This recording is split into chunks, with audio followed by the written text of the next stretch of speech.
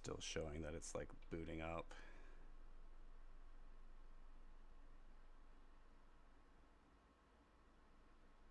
So it says starting in 40 seconds. I did keep a slight delay on the stream too.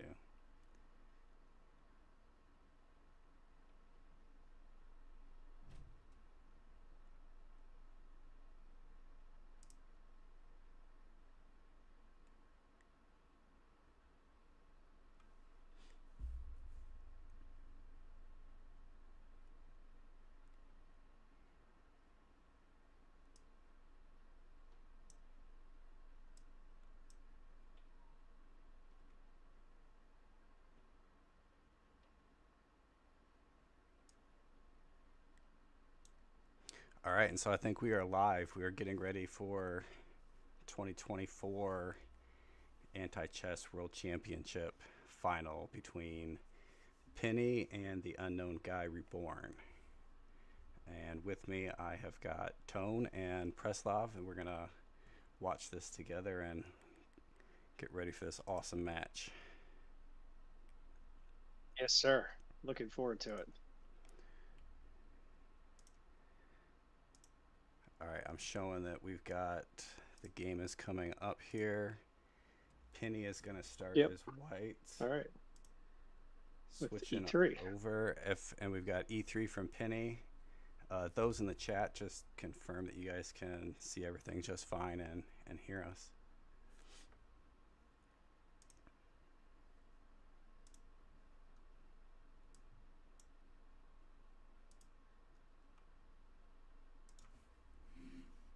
Preslav, you're up, right? Yep. Okay. All right, I did ask them to kind of be a little bit slow at the beginning of the match so that people got a chance to join. We got a bunch of people in.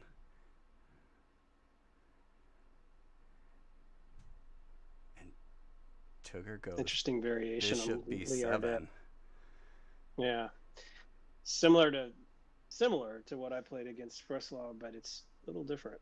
I haven't seen this.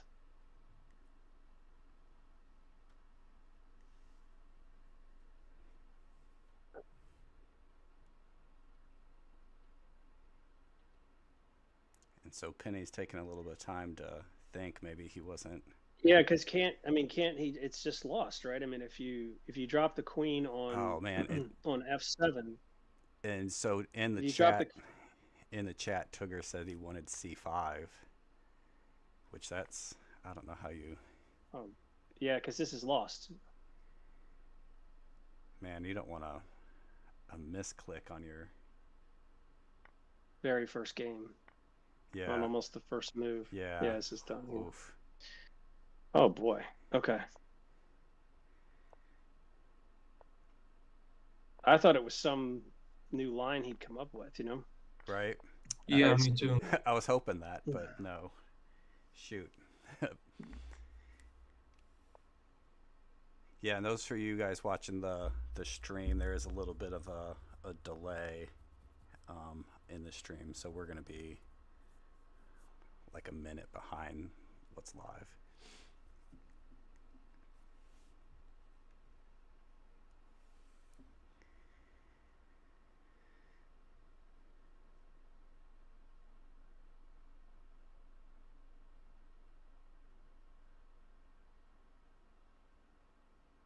And I wasn't paying close attention again. So this is we started with I'm just going to jump back to the beginning.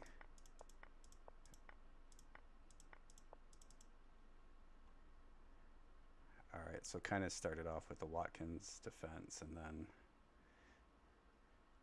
merged into whatever this is.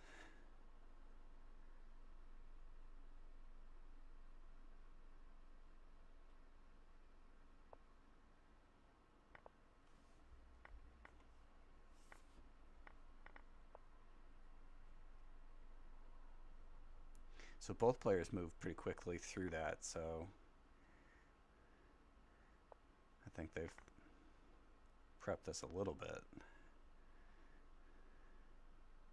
Yeah, I would. Yeah, I was about to say the same thing. TUGR almost pre-moves everything so far. Yeah. I don't know if still d4 is a preparation, but I would choose f4 over d4 here on move 15.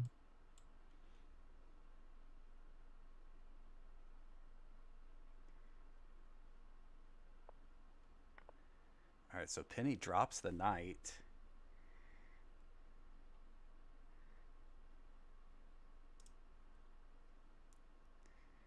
And Pinni will probably leave his h-pawn sitting where it is to keep that pin on the bishop and sort of threatening to push the a-pawn at some point here, although that doesn't really get to anything right away.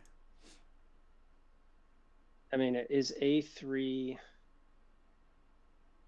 is that an issue in terms of if he can get the c-pawn released there, sort of connecting the a and the c to put the pressure on that, sort of that eminent pressure down there on a3. Yep. There's your f4, Breslov.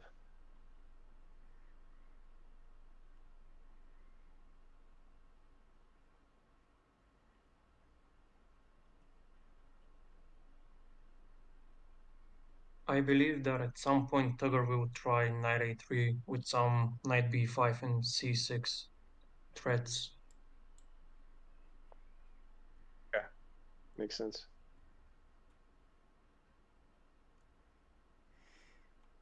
a6 looks weird to me, to be honest, because now knight a3 is more possible than it was. Right. Oh, it pulls up the bishop. Wow, very nice move, I think. Yeah. So Pinni is not going to get rid of his king. He's going to save that. So, but does he need to move it back? Yeah. He'll either move it on e8, f8, or g8. That's what I think. Otherwise, there is like bishop f6 from TUGR and he wins the game. Yeah. So he would be left here if he runs that chain with h, the h pawn, right? Yeah, the h pawn just became separated from the other pawns, so now bishop f6 doesn't work anymore. Yeah. I mean, both players have a decent chunk of pawns all separated all over the place, so we're going to get kind of a long end game. Pinni's only got 40 seconds on the clock, where TUGR's got almost 2 minutes, so time advantage for TUGR, which I think is expected. He's a very fast bullet player, so I suspect that we'll see him with the time advantage for most of the series. Yeah, so just retreating the king, he's going to try to keep that alive. I still feel like knight a3 should be coming at some point. I'm feeling that, or advancing the h pawn. Right. Like if you get h down there to promote and then create more pressure in terms of space. But there's your knight c3. Okay.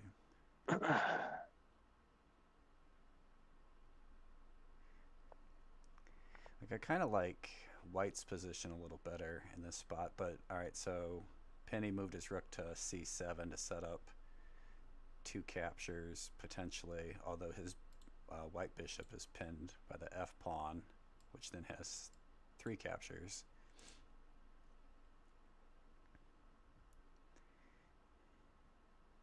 I just feel like at least for the time being, d6 won't work because black will have 3 takes on f5, c2, and a4.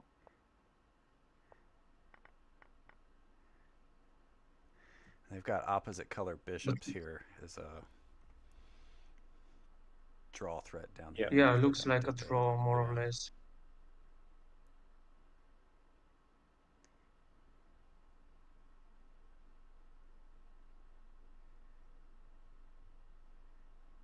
just to mention something, in the Lichess chat, Sarang says 24 bishop to g7. That's what I was looking at actually, instead of knight to c3. All right, so Pinni was able to get rid of his bishop, but we got kings on the opposite end of the board. It's just really draw looking.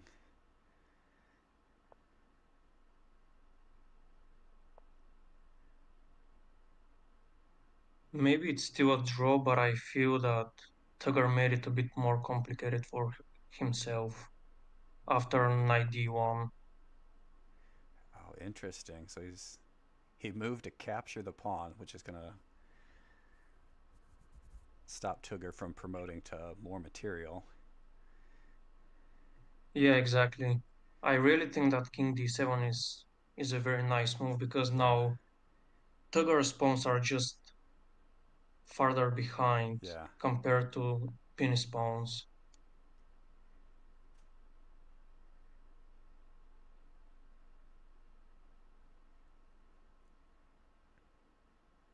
So about 30 seconds for both of them.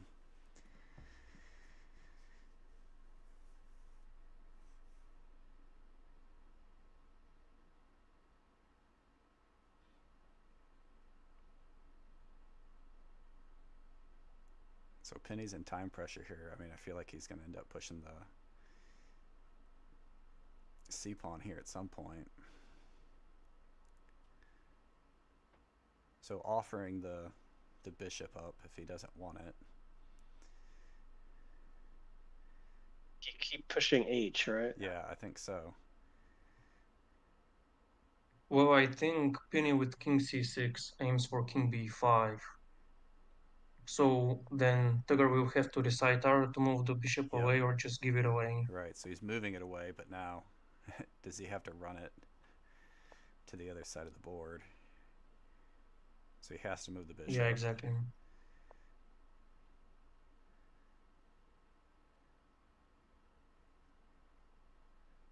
feel like h-pawn promoting to a rook. So do you sack the bishop at this point, or I think you want to keep the material? I think he would keep it. Yeah. So again, the bishop's got to retreat out of the way or its mate. He's got 10 seconds. Maybe up to like c7.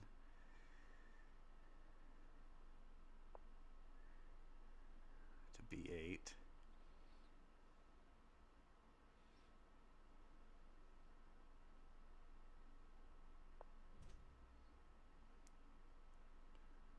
Probably push the pawn. Rook d8. Nice one. Yeah, I like that move.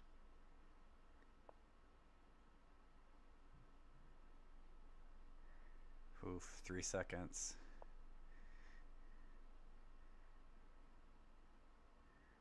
So both of them are going to be 10 seconds and under. We get another king, maybe? I think bishop.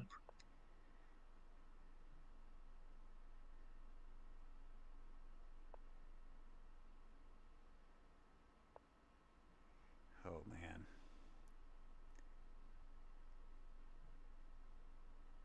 Looks like a draw. I think rook d1. He's got to move right away, though. Yeah.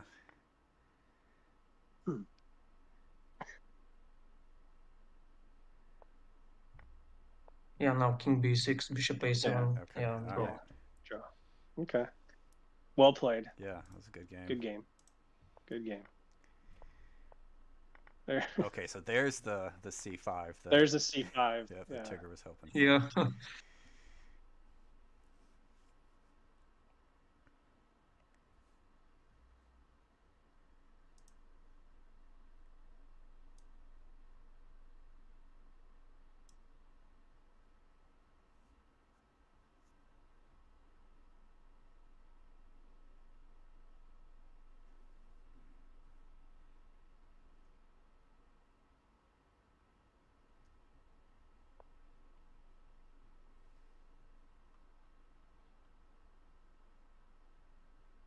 So Pinni went king to d1, and his usual is to do the king to f1.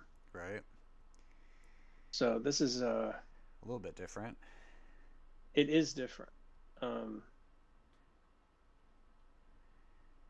There are, the reasons for king f1 relate to really the eventual potential bishop attack on g2 as an intermediate down the line in certain lines. But interesting. I'm not sure I don't think I've seen, at least not in a serious game, the king d1. Right. So it's interesting. And sometimes I just... Yeah, me neither. Sometimes I shuffle my king in the back row just as like a delaying type of move.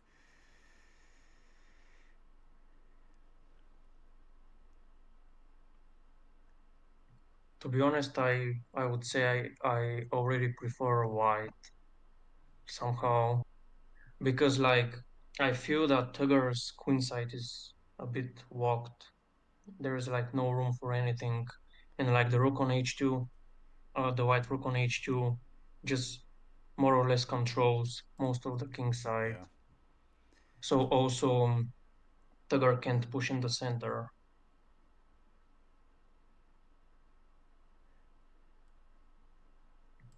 Knight b4 might solve some problems for TUGR though. Yeah, so he's kind of threatening on a2 at the moment, which, I mean, it's not going to go too far, but...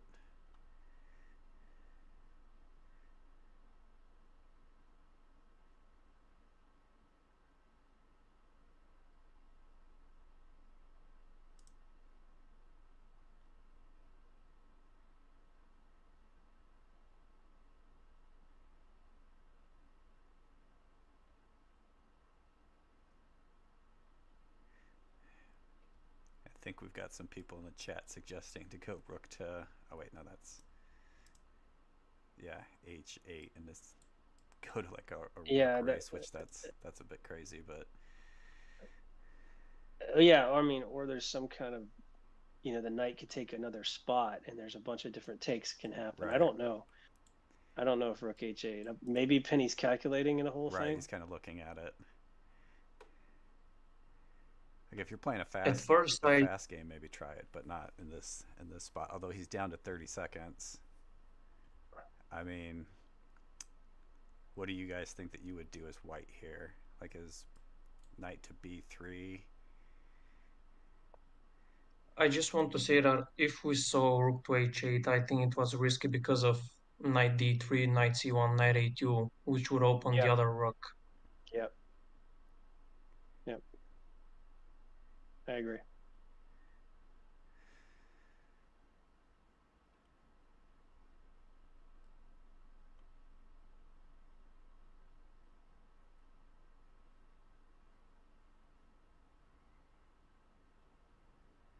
Yeah, so both players down to like 30 seconds here. I'm not sure what ideas TUGR is looking for. I was going to say you can just put the rook back. Yeah, I would probably do the same because I wouldn't really go for c4 there because I would have to move the rook on a8 regardless. Because if black pushed c4, dc4, then c5 would be a huge threat. So black had to put the rook on a8 anyway.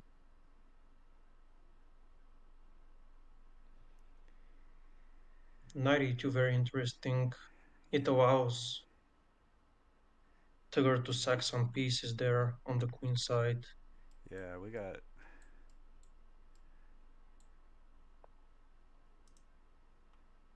If he wants to do that, which if he gets low on time, he probably will.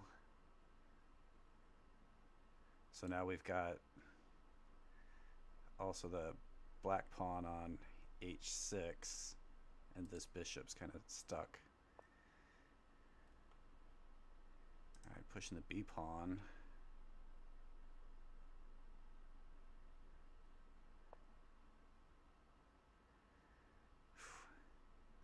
All right, we're really short on time, and that's like they're playing the long game. Can trade some pieces here.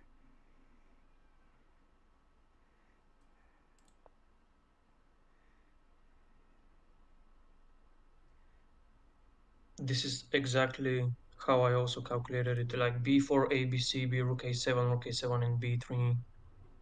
Queen c7 though looks risky in my opinion. Agreed. Ooh. All right, so the king can cover that spot. But do we get...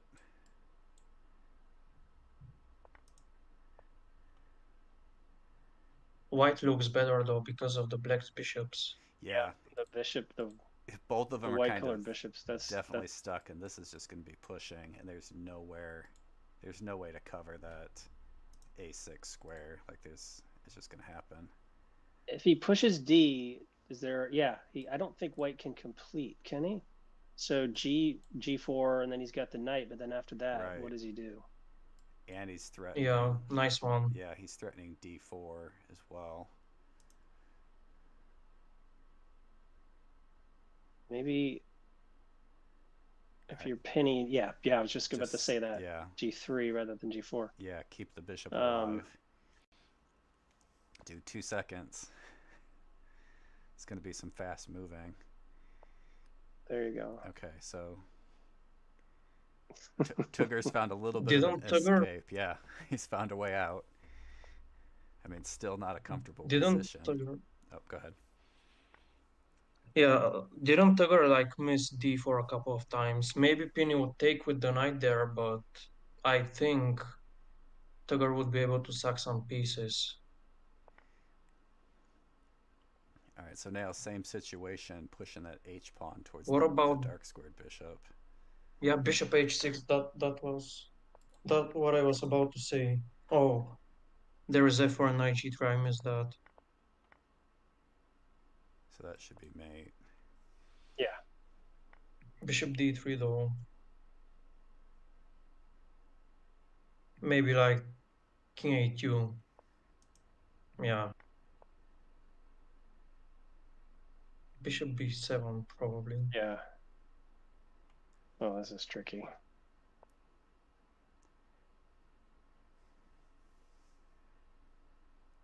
Maybe bishop G2. I would say bishop G3 there. I don't know. But bishop A8 kind of walks the bishop in the corner. Right. Oh, this is interesting. Right.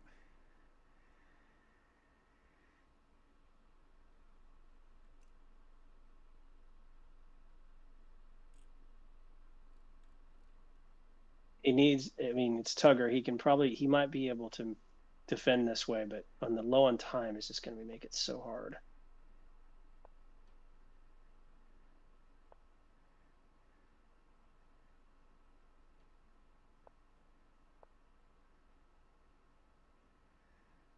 Yeah, so slowly working to the right side of the board with the king. Bishop E4. Ooh. Oh. I would say that this doesn't look great for TUGR. It's very tough to defend this. Especially when he puts the king in front of the bishop's diagonal. Yeah, there's no way to stop it now. He can't stop the king G4 is coming, king F4 is a threat. F5 is the square. He can't. Yeah. Tough. Well, maybe if TUGR had more time, he wouldn't put the bishops like this.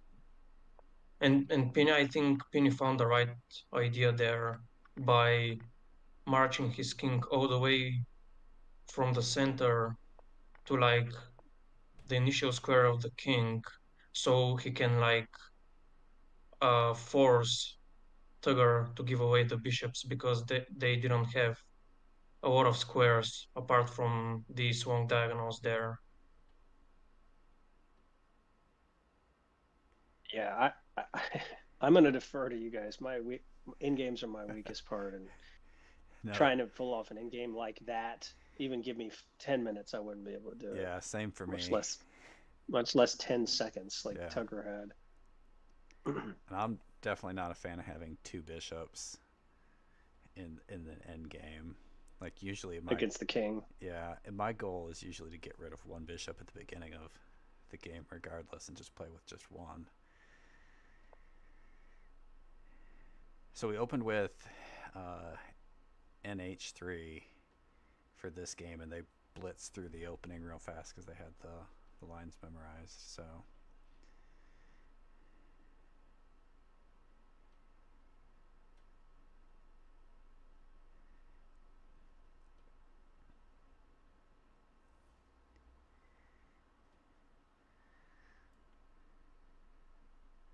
I think TUGR is doing some calculating to see if, I mean, when I look at this, I'm like, hey, is there an intermediate somewhere? Grab the knight, and then maybe go get the bishop.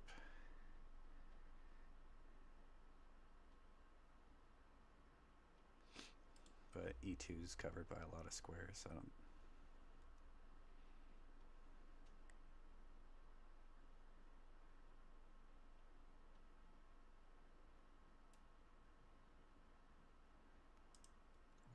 I believe that TUGR has to sack the knight on c4. Otherwise, if knight b1 happens, for example, then there is queen b6. Is there any... Yeah, it doesn't matter now. I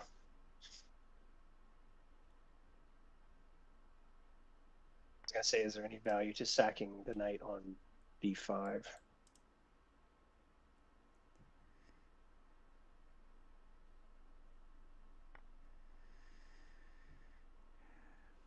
So probably the queen coming out here, but all those squares are covered, right? Yeah.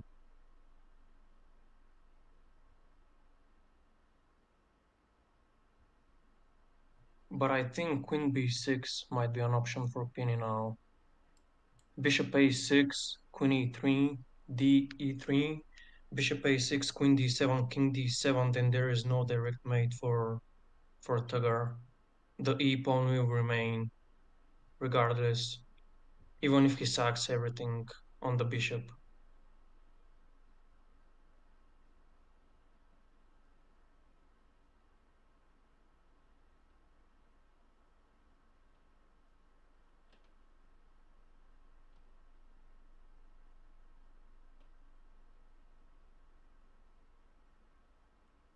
The more I look at it, the more I feel that queen b6 might be winning for Pinni, but I'm not entirely sure.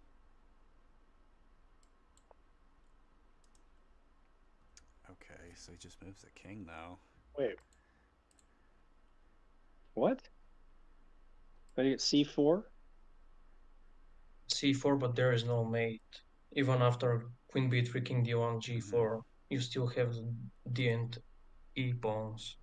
Oh, I see. Yeah, you're right. I was thinking you could connect. Yep, you're right. Right. Yeah, they would kind of get a very similar position if queen b6 happened there.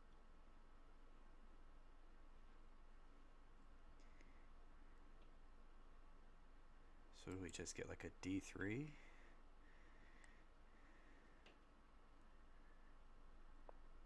And then we got 3 pawns, a king and a queen left for each player. Like you don't see an endgame with with just a king and a queen. Very interesting. Very interesting. Yeah, exactly. e5 maybe, but then just d4.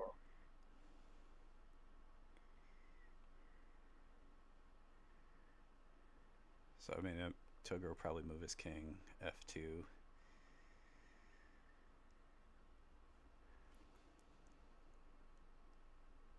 I would choose king d2 there. Yeah. I really don't like my queen being like a bit of a semi-open file. So he's going to push the pawn.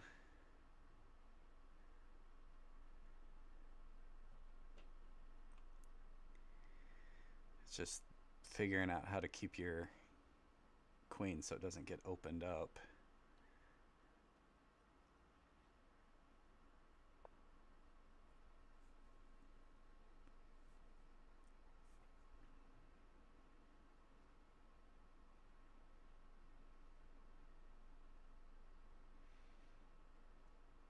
Right, so h5 is kind of being threatened.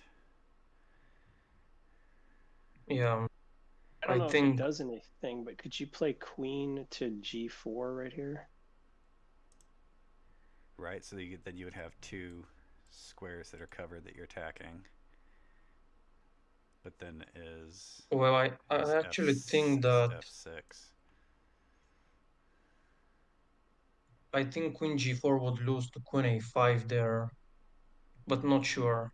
I would personally play queen h5, g4, and e5 there instead of g4 now. Oh, interesting.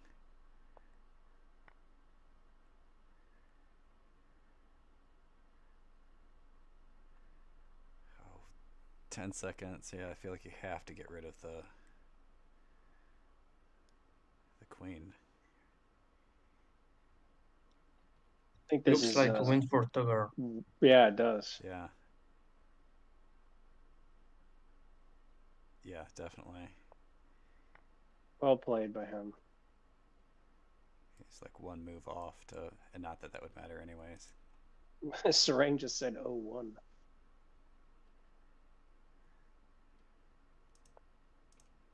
So did I miss something? All right, so we got the Polish bringing out the queen first.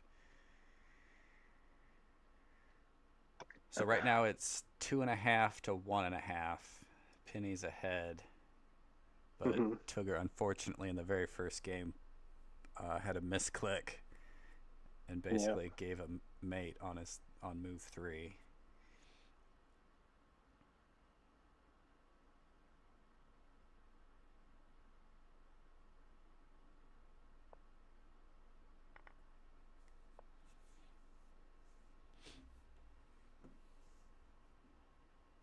I have faced queen f3 on move 2 many times when I play the Polish, and I have always wondered what the best move is. But in this case, I would also go for b6 there, just like TUGR did.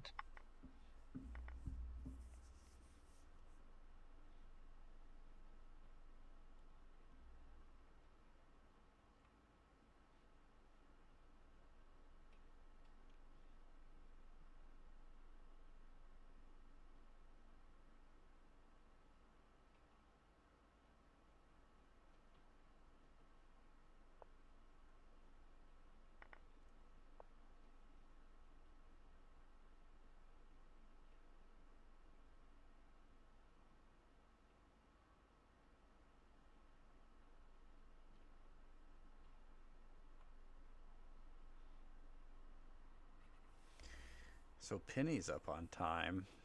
I mean, obviously he knew what he was going to do if he faced the Polish.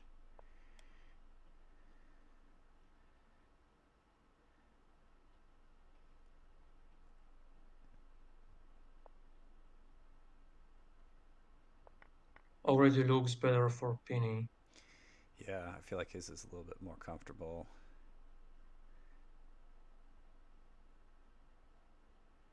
Alright, so we're threatening the h6 square.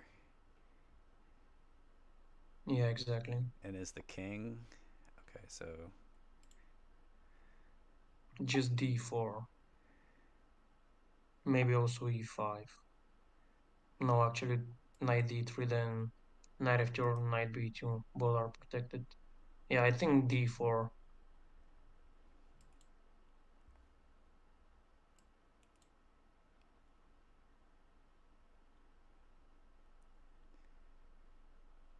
was that a panic move? Is he just trying to complicate things? I was trying to look to see if the king captures on h6, if it then goes the distance. Oh yeah, it does. I mean, just look at the position. I don't think there's. I think he had to do something because if you look at that position, what are you going to do? Yeah, because the king and the knight are both terrible on that square. Exactly.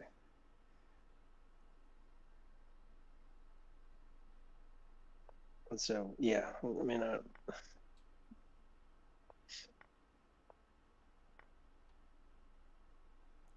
move the bishop out of the way somewhere, anywhere. f4.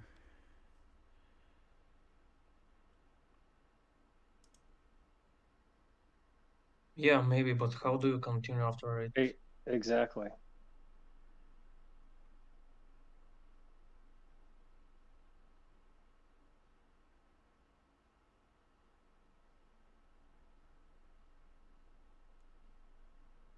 Maybe just b4 right here.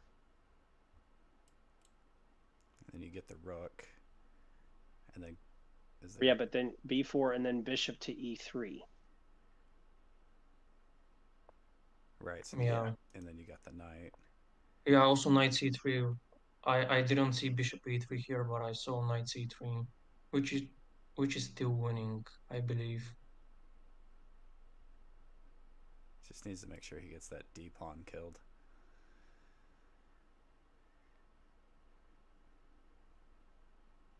bc3, just bishop a3 afterwards.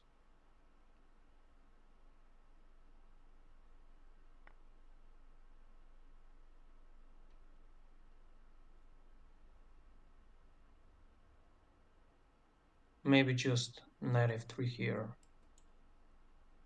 Yeah, I mean, you got two pieces attacking that a2 square, and either one you should be able to run. Yeah, this is over for TUGR. All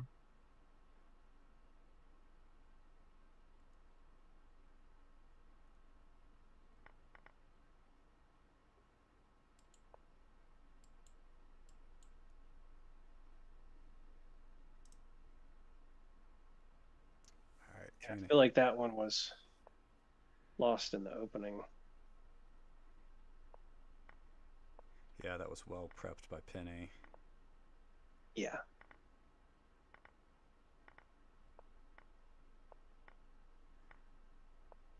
All right, so this is the same game that we saw last time that TUGR won, right? So it's going to go with that line again. Yeah.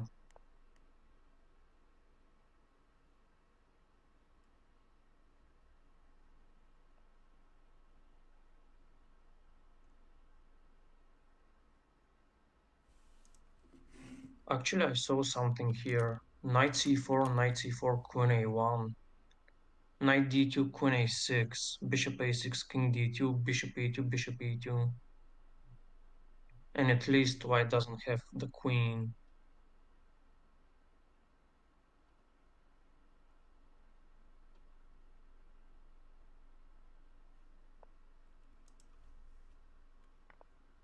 Yeah, exactly. That's what I said.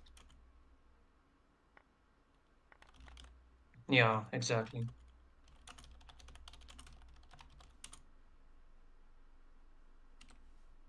Good call, Preslov.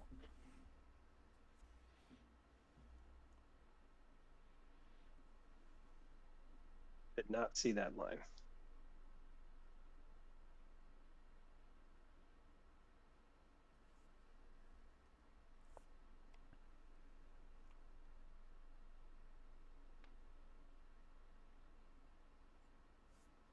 Yeah, I was also thinking about f5, but I was wondering what white should play now. I think bishop g4, fg, g3, then Pinni will just push e5.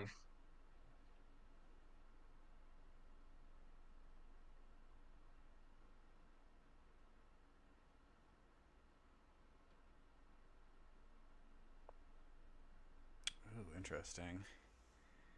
Wow. It works. There is no intermediate with the queen. Yeah, because there's only the king's the only thing that can cover something that's left.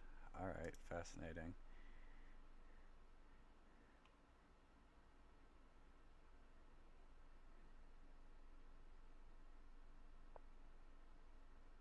All right, so TUGR dumps his pawns.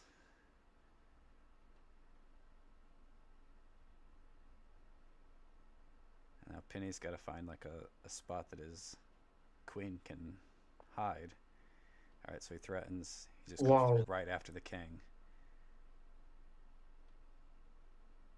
which is amazing. Yeah, maybe just king c2 or king c1. Right. Try to keep it alive. Great understanding by Pinni. Yeah, I think probably c1.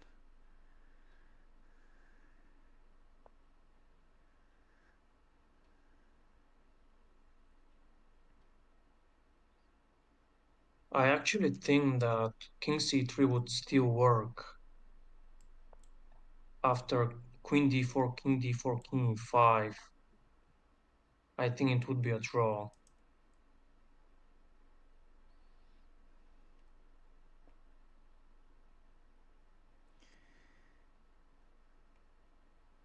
I think TUGR's going to try to win this one. You think TUGR's going to try to win this? I mean, obviously they're both going to try to win. I think it's going to be very tough for White to win this. I think it can draw. It's hard for me to see a White win.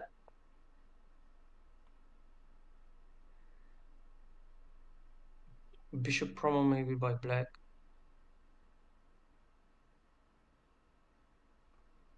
Just gain some space in the center on this long diagonal.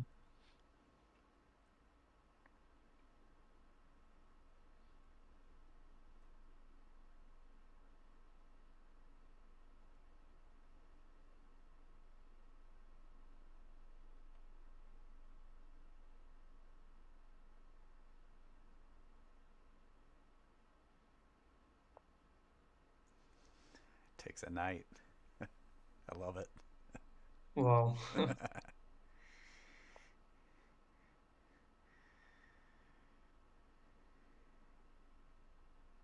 know that Pinni, one of his philosophies on in-game, he loves to have two knights and then to join them. Right. Yeah. Because of how much space that they can control if they're right together. Maybe that's the idea. I have a goal of one time to see if I can get 5 knights on the board in one game. Hoping to be able to do that. I've gotten 4 and 1 with 4, but I gotta keep my pawns alive to get to 5.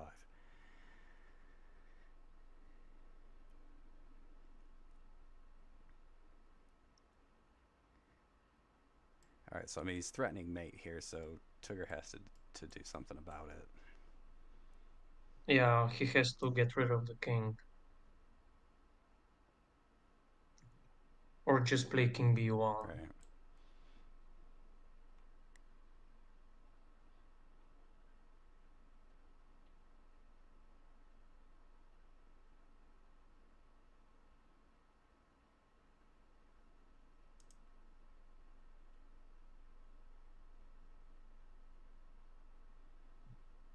In the Lichess chat, they think it's a draw, but I think Pinni has a huge advantage here. Yeah, and Pinni's a master of endgames. And like he'll take the time, like 3 kings versus 1, to get into a position and hope that you can still get a win. Yeah, this is actually a win for the 3 kings. I have lost it against him. Yeah. I could never execute that myself. Wow, queen h6. Impressive.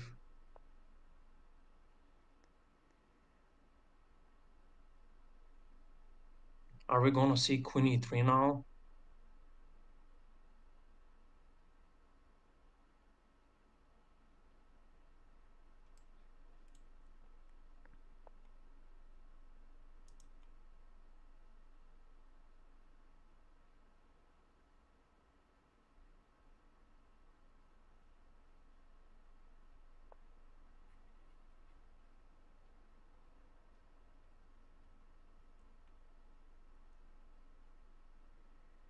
I mean, TUGR's obviously not going to give up his king, but he can't really promote to anything at this point. Yeah, I exactly.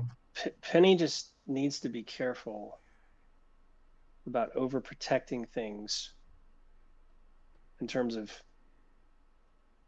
TUGR's ability to promote on C. Oh, E6 would be double Oh, covered. wow. Right. E6 would be double covered. Yep. And that's what I was just saying. Is that he had too many, that knight right there, everything's over covered. Wait, I think TUGR could have just promoted to queen right there, couldn't he? Oh yeah, he could. That's what I was trying to say. There was knight b3 actually. No. Knight b3. Oh, I see. Okay.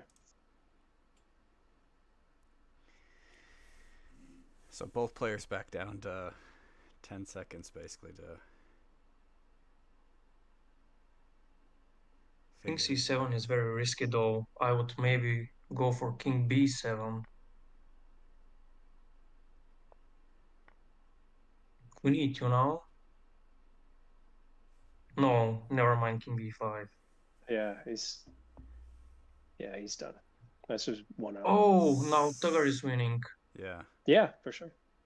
That was wow. That was oh my gosh, phenomenal. Yeah, it was. I mean, Pinni may have gotten a little too cute there. Like he probably should have just tried to advance his position instead of. Right. I mean, who am I to? Who am I to say? I mean, he's much better at it than I am. But I mean, to me, he kept trying to jockey around the position to make it even more complicated. But in some ways, it's maybe just advance the pawn and try to just play it out. But anyway, great game.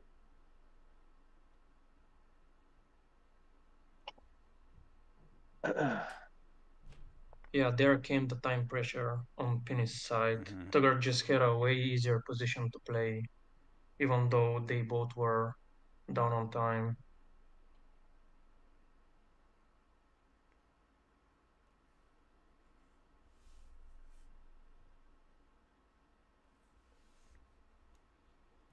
I wasn't paying attention. I'm going to go back real quick to look. All right, so we had E6 was the defense.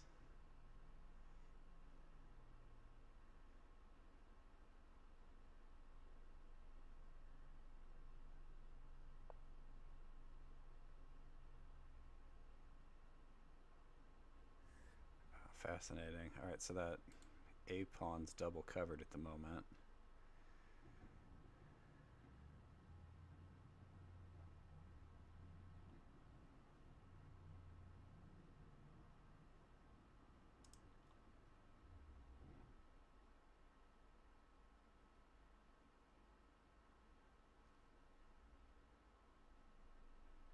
It's like maybe Pinni just brings his queen out.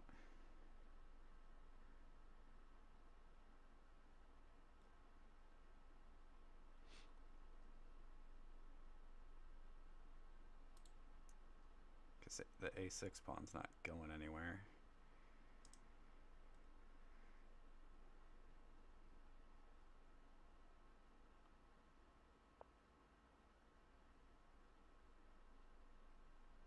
So grabs the queen.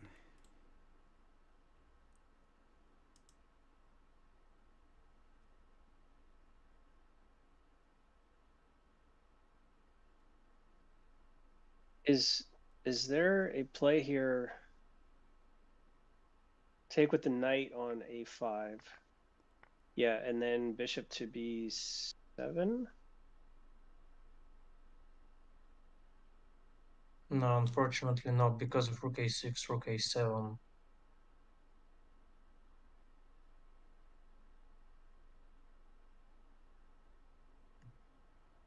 Already looks losing for TUGR.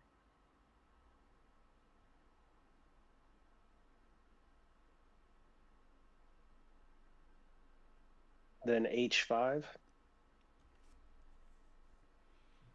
Yeah, it might help TUGR to a certain extent, at least in the short term, but still, like, this bishop on c8 is just, yeah, it hits the pawn on a6.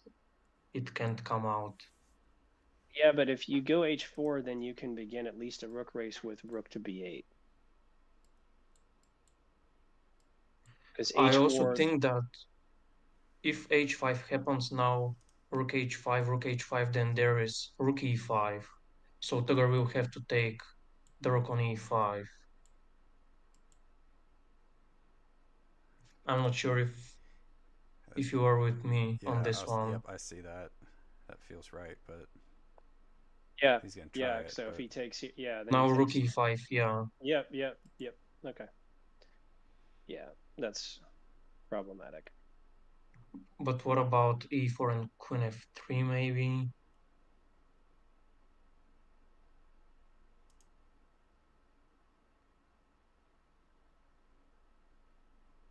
Or maybe bishop a5, rook e3, bishop c7, rook e1, queen d7, I don't know. But it gets that's very messy there. Very messy.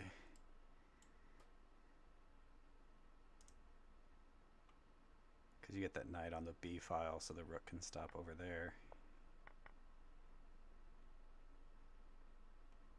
Yeah, so I was right about e4 and queen f3, yeah, because even if TUGR like takes both knights, preferably the one on g1 first and then the other one on b1, Pinni has just queen c8 and queen d7. Yeah, it's over.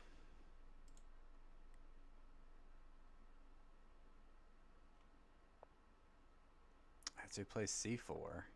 I was kind of wondering if we were going to see the knight h3 again.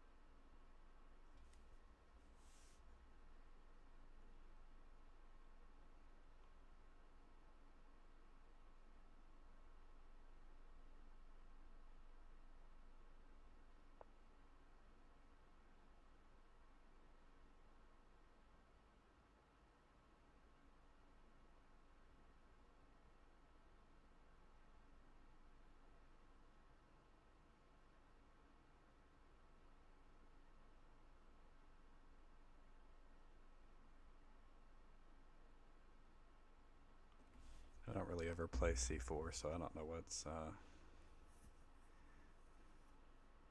happening here, if this is off theory yet or not.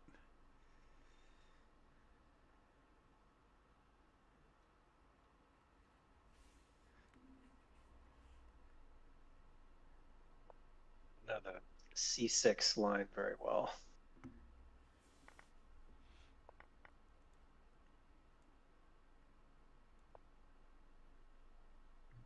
I'm really not aware of this one, to be honest. Especially after queen a5, I would really spend a lot of time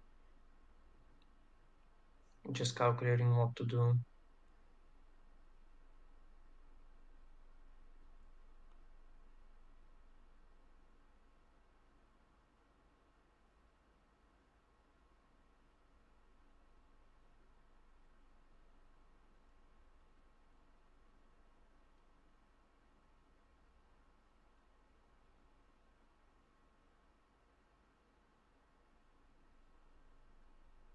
I'm trying to decide if either of them have played this before. Like, I would think so. But so what is Pinni going to do? Just move his king over? Offers the bishop.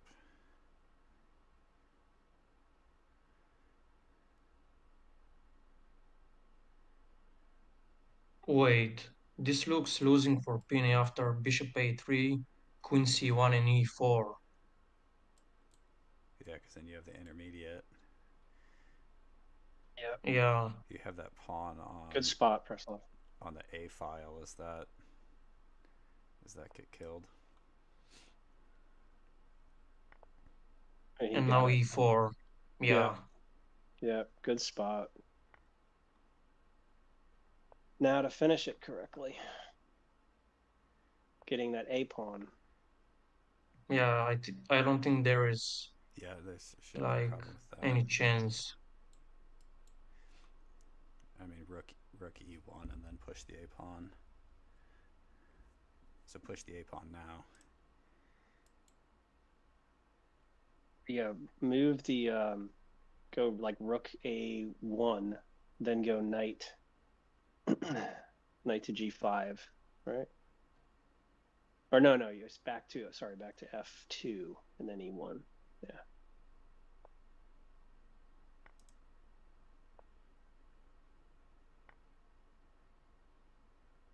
So he has to get his bishop killed.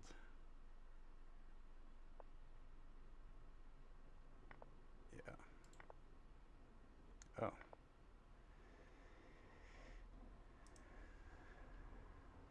Nice. All right, we're having a good series here. It's 4.5 to 3.5. Yeah, and I think we will witness the first break.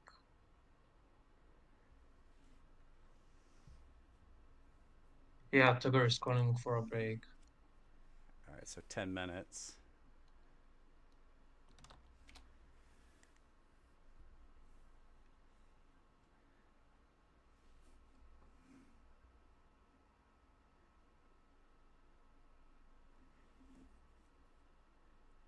Yeah, this has been really good.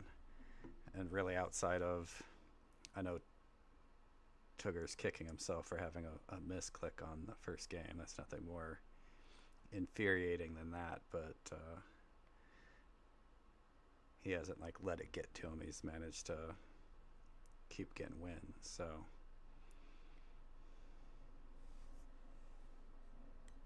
yeah, interesting enough, last 6 games are all white wins.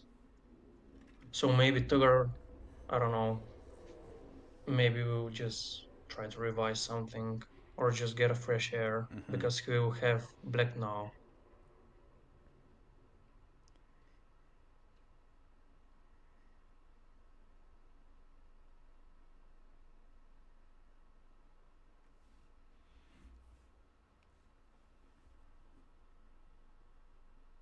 well, I was hoping for a good series, and they're giving it to us.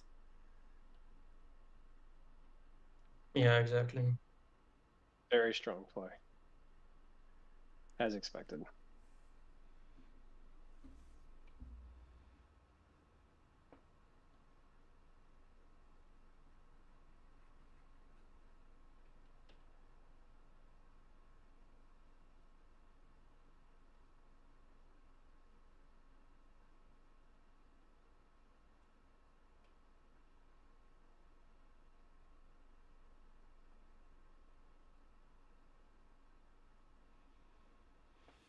Definitely enjoyed the win with the intermediate. It's my kind of game. Good spot by Preslov. Yeah, at first I also thought about e5 there, also about d5. But right after Pinni played e5, then I saw this intermediate. Before that, for some reason, I just wasn't able to spot it.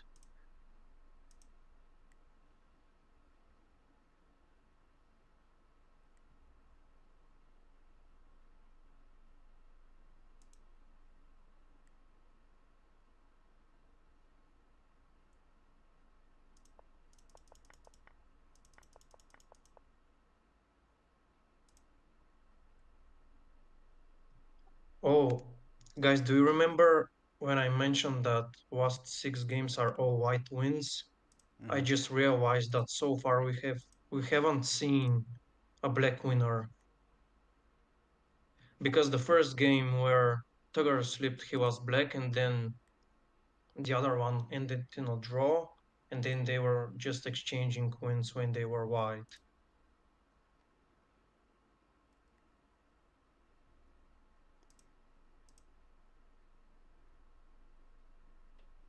So TUGR's going to have to find a way to get a win with black then. Yeah, in order to equalize the match.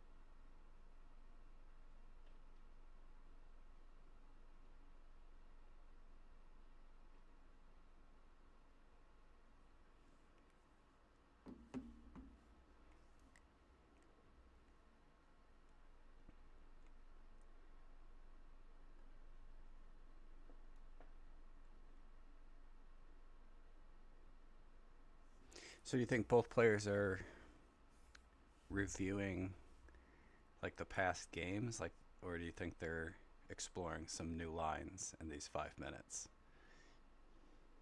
I mean, I don't think they're going to be working on anything brand new, but yeah, I would think that they would look at something, but it would hope that they would have alternate lines right ready to go in this situation.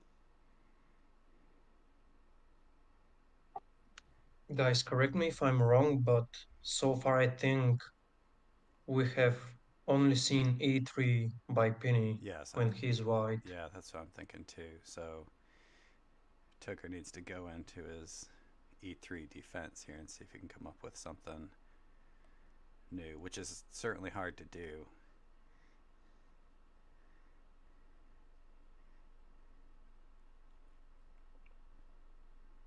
Like, I know I personally struggle against strong e3 players. Like, I just like, all right, I'm gonna try this or that, but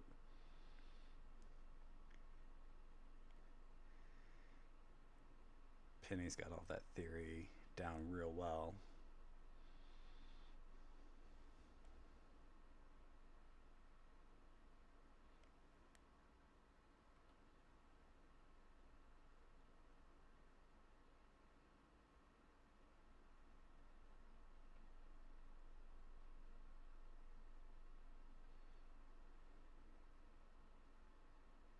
And so when we come back, Pinni's going to be white, which I think when they rematch, they'll have TUGR as white first, so they'll need to abort and rematch.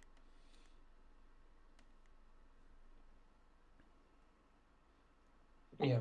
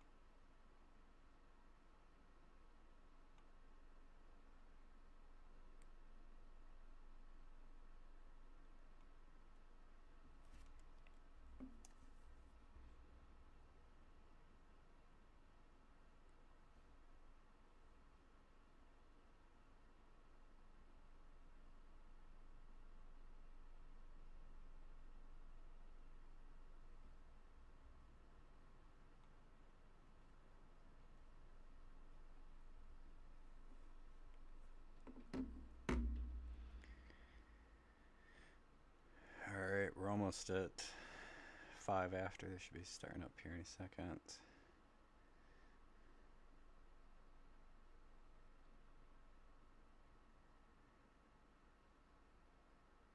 So I think TUGR's tried b6, c5, and e6.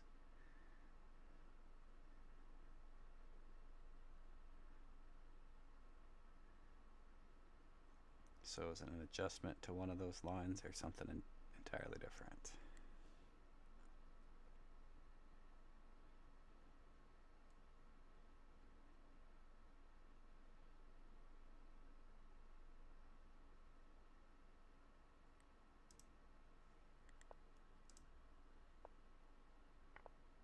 Alright, we're back.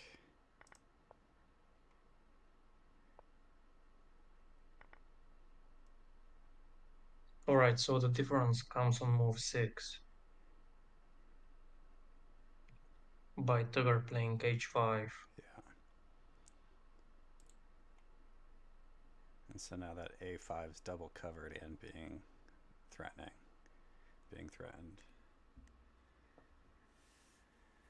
Yeah.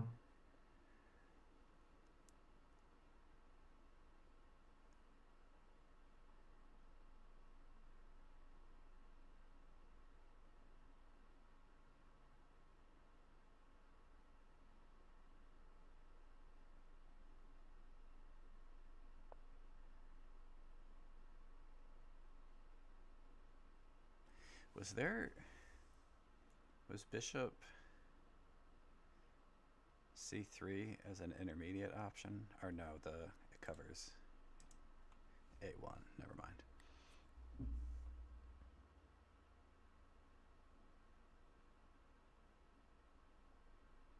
So the queen's attacking. I believe that TUGR has to take.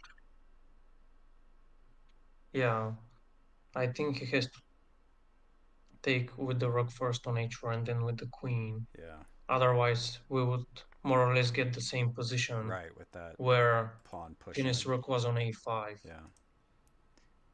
You definitely don't want the rook sitting on a5 with that bishop trapped in there. Yeah, exactly. Yeah. So I think TUGR's okay in this spot now. It's an interesting game. I mean, I still don't like. Okay, I didn't see that. Yeah, so I also believe he's fine.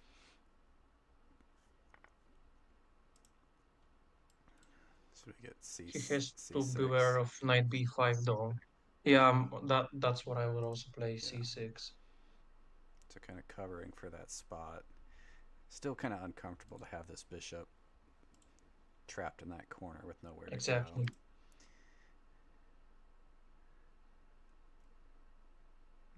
Maybe rook a4 by Pinni now. But TUGR will push d5.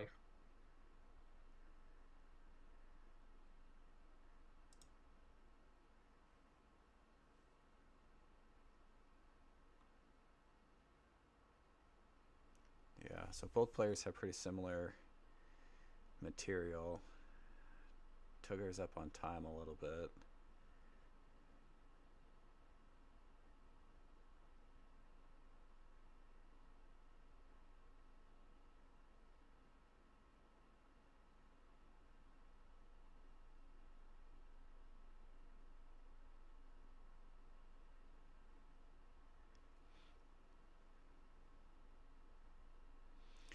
Taking a lot of time. Is there a knight a4 actually? Well, yeah, I was actually wondering that too. Because then you can threaten b6. Yeah. You got this. Oh, actually, maybe not, because knight a4, c5, knight c5, then just bishop b7. And TUGR would just take the pawn on g2, which is protected by the king. Yeah.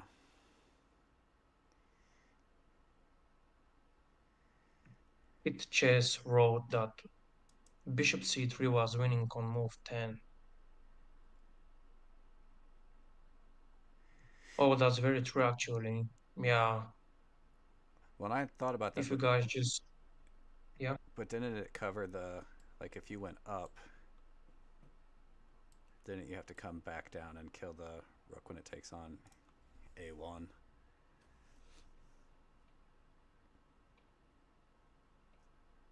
There was a knight on b1.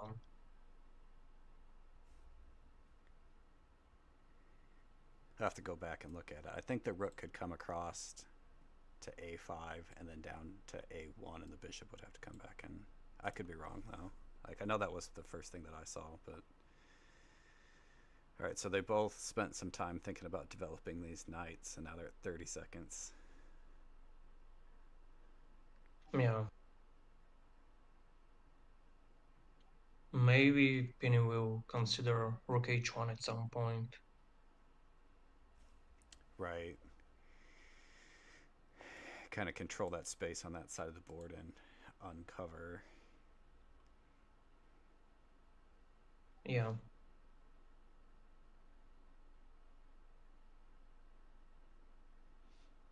But TUGR looks worse to me. And Pinni's got, okay. Yeah. a4.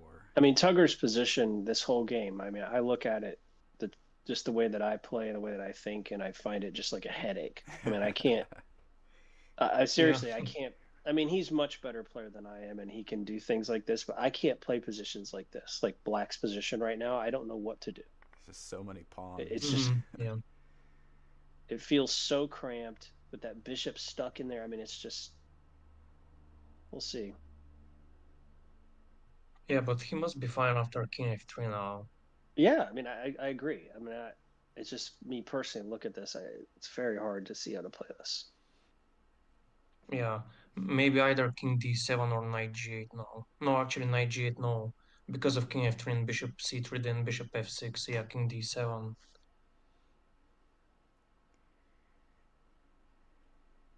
Now also king d7 stops c5. Yeah.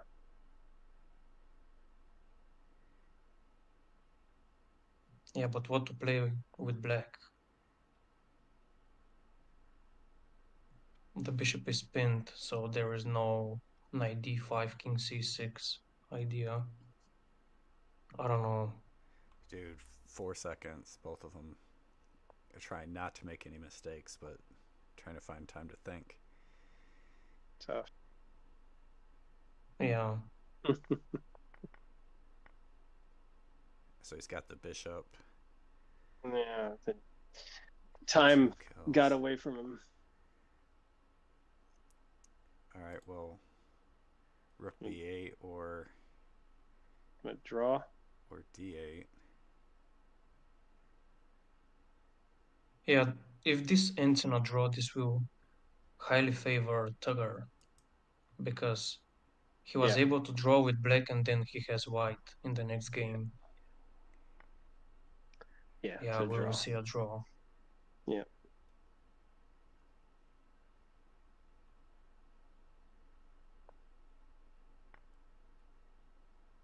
Yeah, I guess king f2, king e3, g5, knight f6.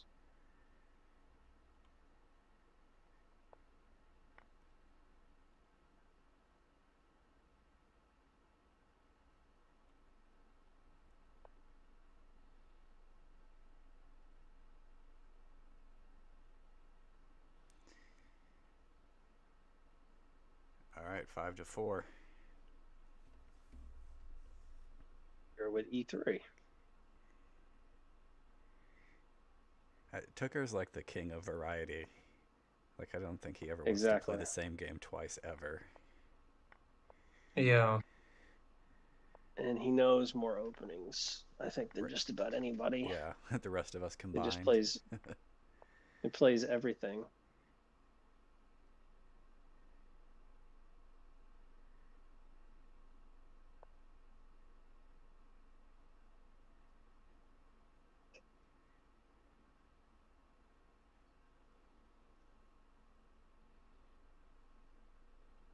Okay, this is a fascinating position for both players. Like, you got a decent amount of material for both of them. Yeah, we already saw this. I think it was in game 2, if I'm not mistaken. TUGR still pre-moved almost everything there. Right. But so did Pinni this time.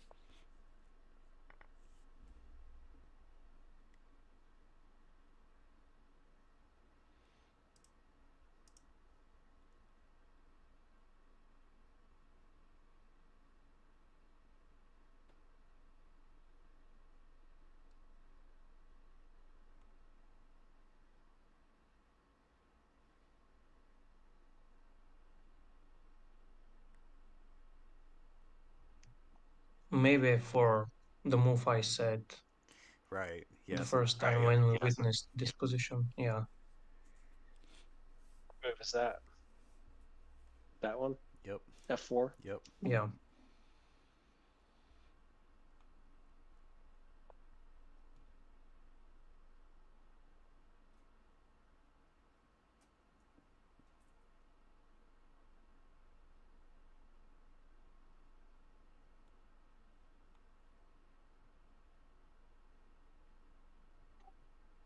TUGR's drawback is the bishop on c1.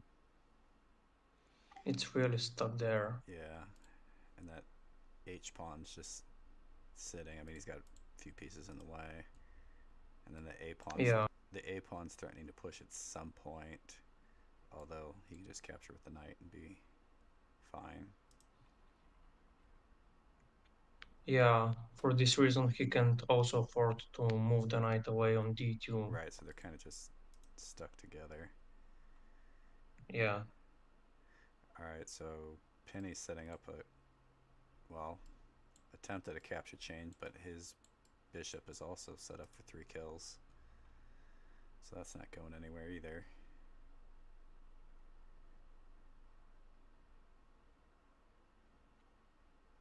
Is bishop d2 fine now, though? Yeah, I think it is. Yeah, I was just looking at that. I was just about to say that's what I was going to do. All three of us. That's what I would do. All 3 of us saw it as soon as the knight moved away.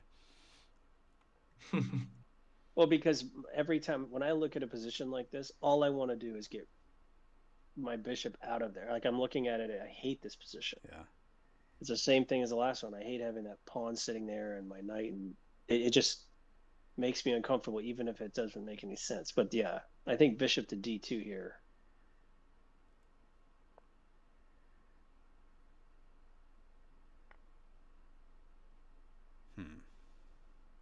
That was unnecessary in my opinion. Now I think it puts TUGR in a worse position. Yeah, what was... Now you have to... Yeah? Now I think TUGR just has to find a way to defend against a3, which he obviously forgot about, or I don't know. Yeah. Because now a3 looks like winning for Pinni. With that move, of course, he's setting up the intermediate, right? If he goes e4 and then king to d3 with the intermediate, with the bishop taking on. Oh my.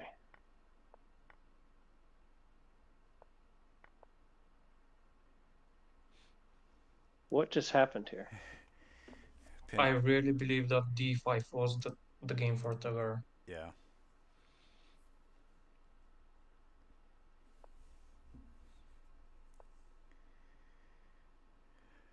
All right.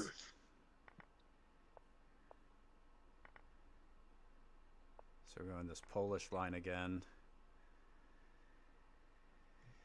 Guys, just to mention something, I have to disappoint you, but bishop d2 was made in 10 for black. Actually, all the way after knight c7, whatever white played there, it was made for black already. Because of king g6, which unpins the bishop on c8, and then just c5, d6 would happen, if you remember the position. All three of us saw bishop d2 there, but we missed king g6, which unpins the white squared bishop of black.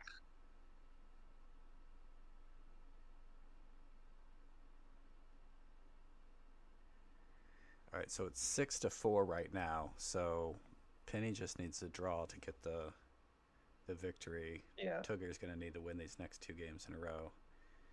Yep. To force another 4 games, I believe.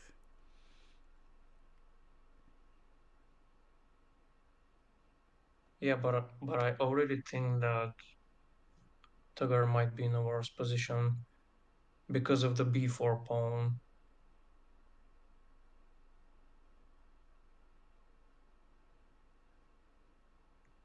Because if he doesn't push the pawn, then just bishop a3 and king c1. But he finds this though, which I missed, a5 especially.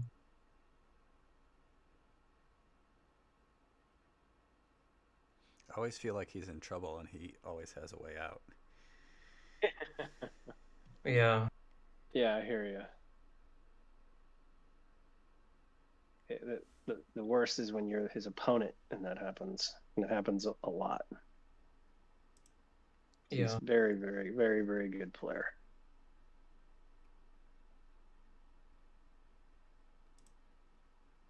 Next move of TUGR should be knight c6, I think.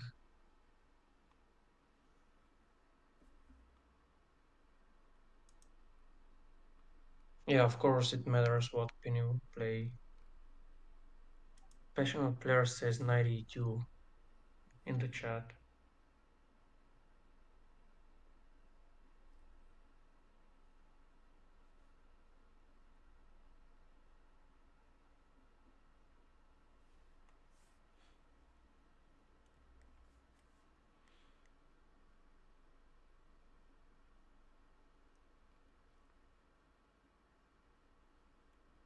But I still think if we see knight e2, knight c6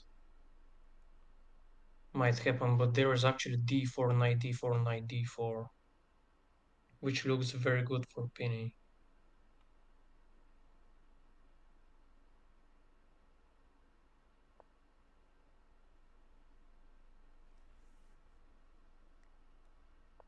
King g6, yeah.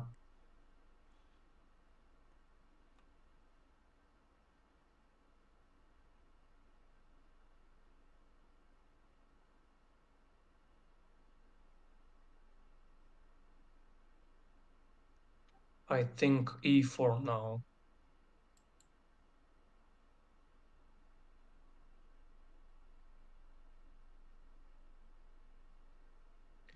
Because even if black plays king f5 after e4, e takes f5, g6, f takes g6, there is no rook g8 because of the g4 pawn.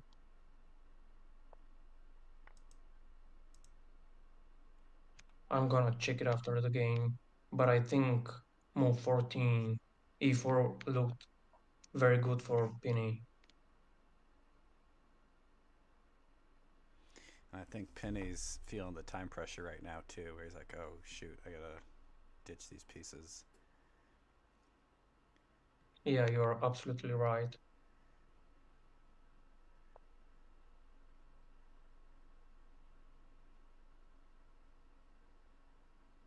Preslov on that move, I don't know that e4 would have worked. The reason why is because I think you lose the king on h5, and then you play d5, opening it up, and then you can drop your rook down. Then you drop the bishop down on h3. You see what I'm saying? Yeah, absolutely. But still, like, how do you solve the threat of bishop g5? Well, maybe actually you're right, because yeah, maybe we can check it after the game. But I you will would, share my thoughts on it.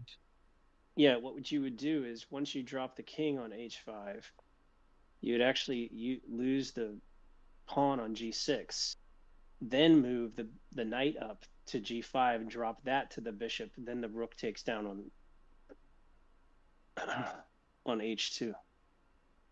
I think. Yeah, but there I is mean, a pawn on h5 before that because of the no, because because you would lose it to the g pawn. oh, you say king h5, gh, then g6, and then knight g5.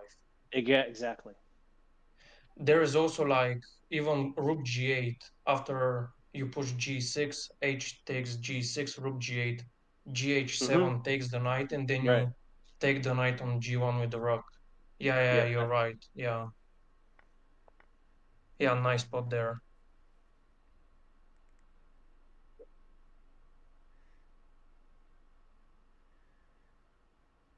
I really didn't consider king h5 there.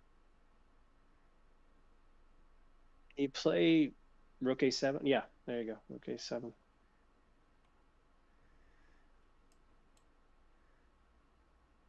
So setting up a double kill, like a tempo, and Pinni's got 14 seconds to try to figure out, like, yeah, he's gonna dump the king and the rook. Yeah, I was also thinking about rook a7, but I don't think rook c7 would work if Pinni had kept his king. I don't know why he went for king b2. All right, so TUGR should be able to win this. Yeah, he should be able to pull this off. Yes. Yeah. I mean, he's got rook e8 maybe. 30 seconds, so he's got to be careful with what he's doing, but I think rook h to e8 now, and just wait for the h pawn to come to h5. So wants to try to avoid giving him a opposite colored bishop. Yeah. So he can't Well, I afford to think draw. even if he allows it, there is still like some bishop e6 ideas, maybe. Sure. Ooh, TUGR's got to move. What are we doing? Well, so wow, he found a different way to get rid of his bishop. Yeah, exactly.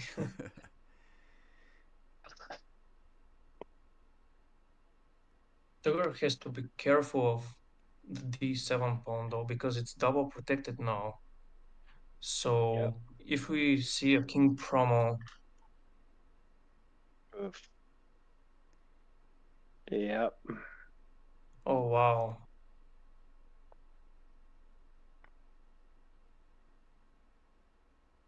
Oh, he got it. Nice solution. Just move the f pawn, or f rook. Nice solution. Yeah. Yeah, very just nice. g4. Yeah. Nicely done. All right, boys. That's good grief. That's beautiful. 6-5. And this is the first win with black, I think, from either side. All right, we got c4.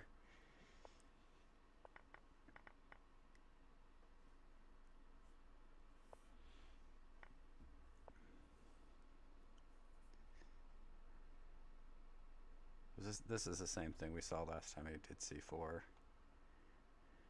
Did Pinni win with black in the last game?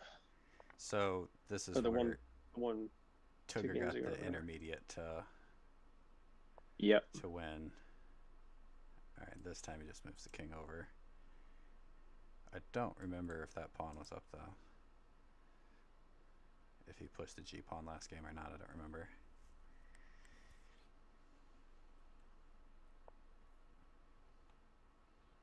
Alright, decides he's going to get rid of the queen. Yeah, but it doesn't do much. Just g6, I assume. Yeah.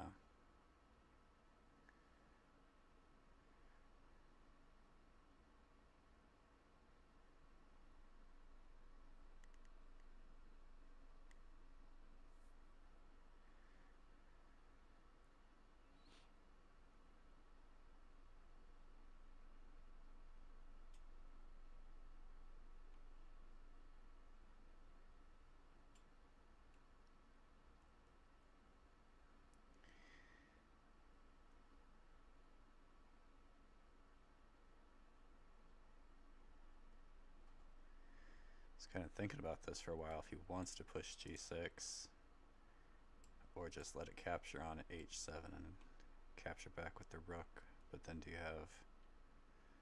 you don't have the opposite intermediate because the f pawn's covered by the king.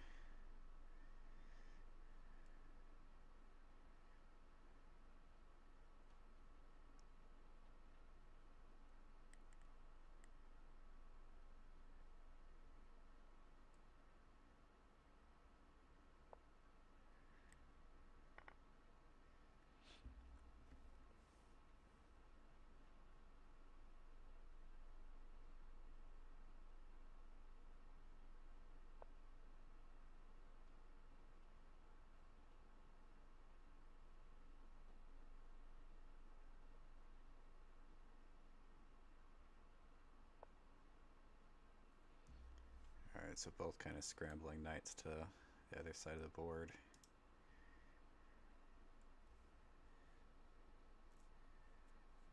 Which is just kind of delaying things.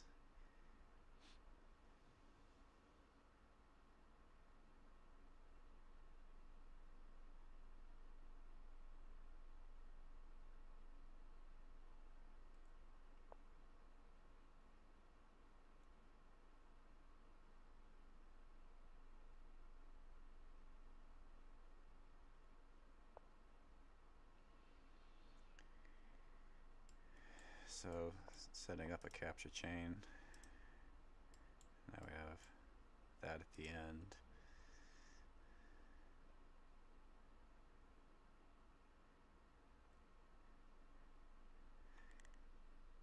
TUGR's up on time a little bit, but now he's got to be careful on this move. Yeah, I really feel that his position is harder to play. I have felt that way essentially the whole series. But he's done a great job of it. Yeah. Someone in the chat asks if d3 traps black. No, it loses to g5 and then knight b4 intermediate.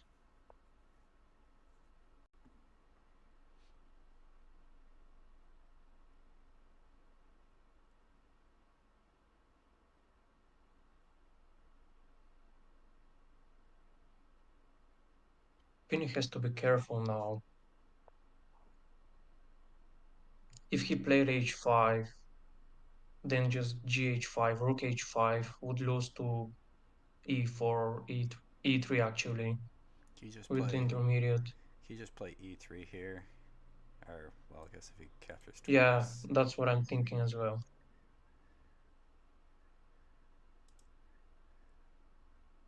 e3 and TUGR should be fine.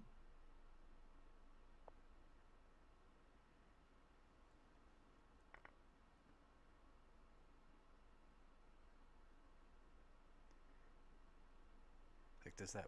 Pinni has to capture on d2. Yeah, otherwise TUGR can get a tempo. Yeah. And then I if kind of Pinni like takes this. on f2, then just bishop b5. Yep.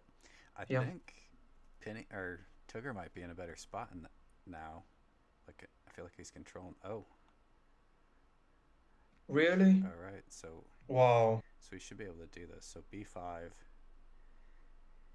Bishop b5 and knight e2. If of course Pinni captures the bishop first.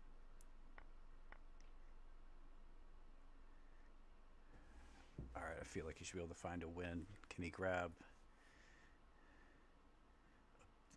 Maybe just d4. Yeah, so say d4, and then you can get the knight or the rook, or the knight or the bishop. Yeah. d4, the only... Are you able to drop the d pawn? The d pawn after that. Right, the d pawn I think is the only one I'm trying to see. Can you... d4... He can't take with the knight, he has to take with the bishop, right? And then, but how do you... See, TUGR's ahead of us at the moment. Passionate says that TUGR he's thinking the same. He's probably looking at d4. He was probably thinking that was mate. Yeah, but still, like, most likely TUGR will win that game regardless. Have only the d pawn there. Exactly. He's got 5 seconds. Ooh. All right, well, we can't have a draw. Draw wins for Pinni. Yeah.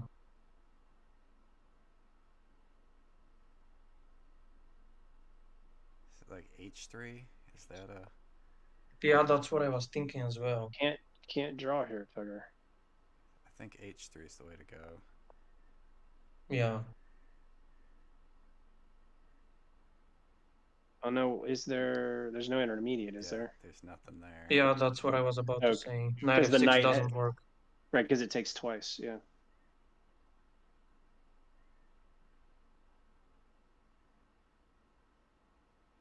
Just knight h6.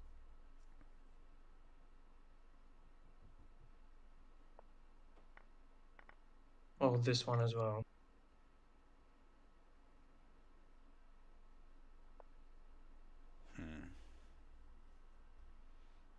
Yeah, maybe TUGR needed to go for that. I don't know. I want to look at it when that d4 moved back, but for some reason I would prefer to march my king on the other side. King e2 instead of king c2 on move 30.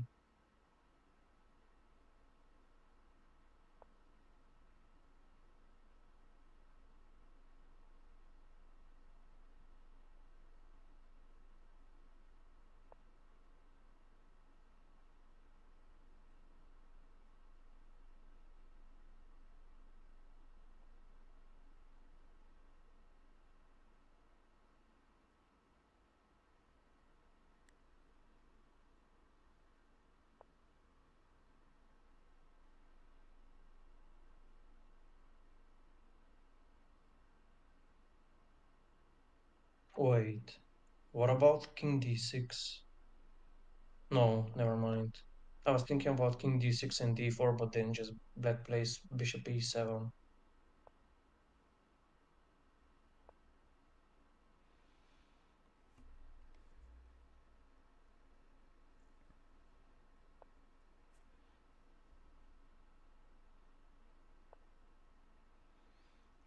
What is happening?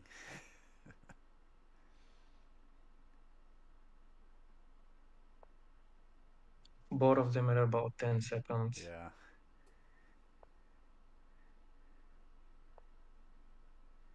Which Pinni is fine with the draw, so he's fine with just shifting that king back and forth. Yeah.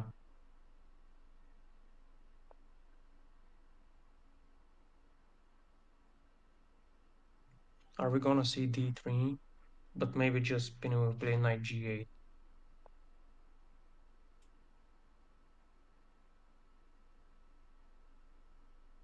Yeah, just drop the knight back.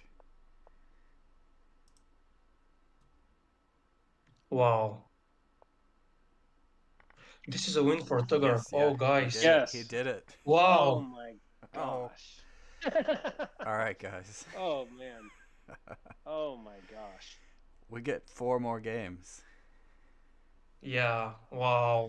Unbelievable. TUGR, that is ridiculous. Wow. Oh my goodness, that was amazing.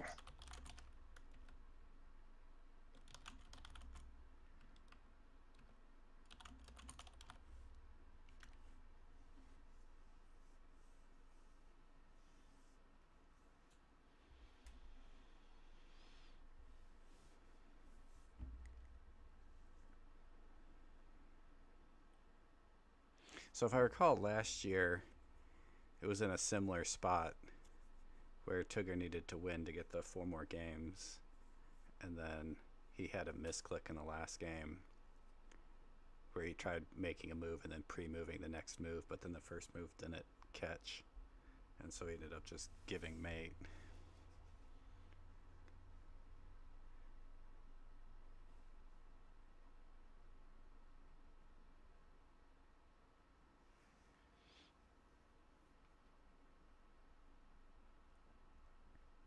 Did either of you go back and look to see if the D pawn could be captured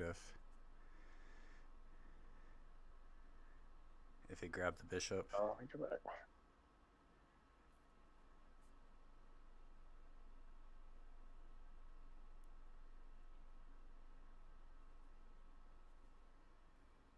Computer is saying draw, but it's saying that's the move you should make.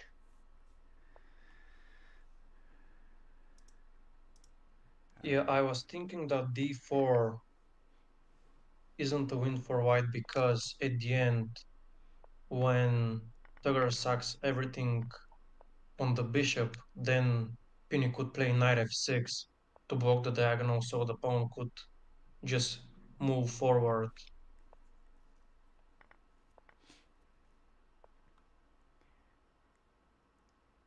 All right, so we're playing this game again. Yeah. Guys, my wife is going to kill me. I told her I'd be doing this for about an hour. Oh, it's nice knowing you. Yeah, exactly. I may have to leave this in y'all's capable hands. I've got too much stuff to do. Yeah, I think Preslav mentioned that the last one went like 2 hours when we were talking about maybe doing this on Zoom. I did take the afternoon off just in case. It was a good idea.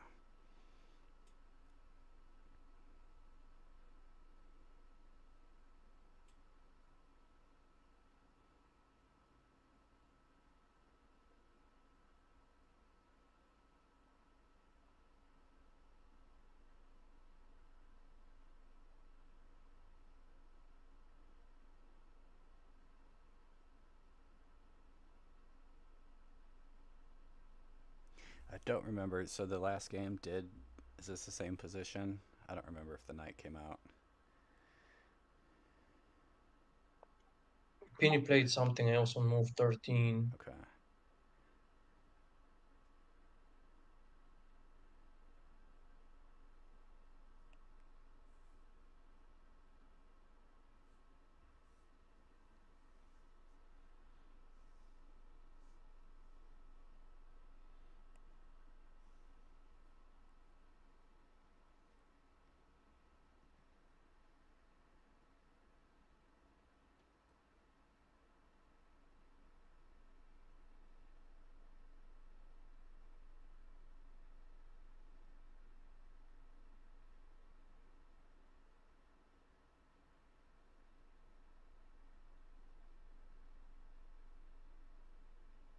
Important decision by TUGR here.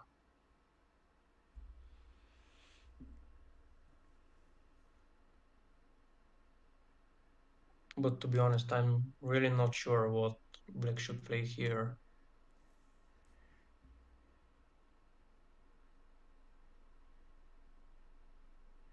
Like maybe g6. Knight loses. I was also looking at it, but bishop a3, king b2, knight c3, rook e1.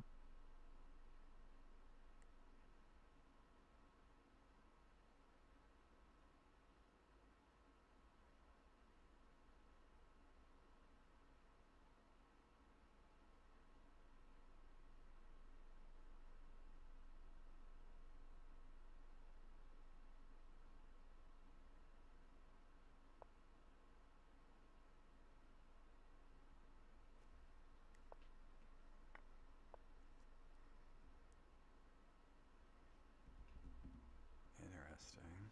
That's a problem. Yeah.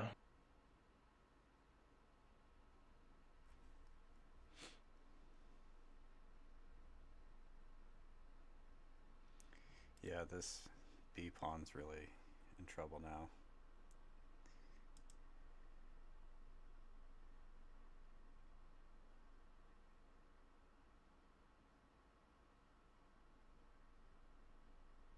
It's over. Yeah. You I either agree. run into knight c3 or king c2. Yep. Yeah, this it's coming down one way or another.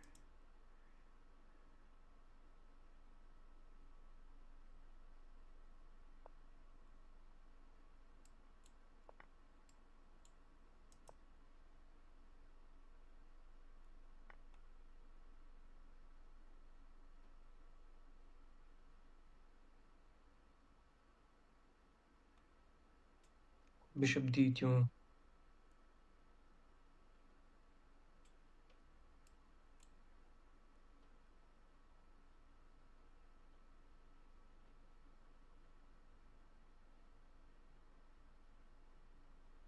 I think it has to be bishop d2.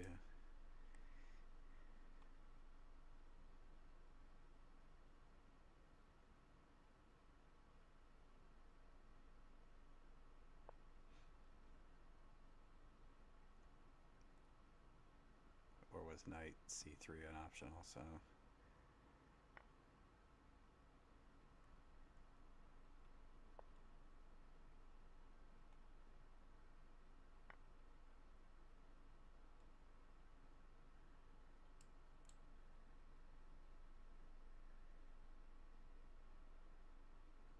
I think you go grab the knight and open up the rook.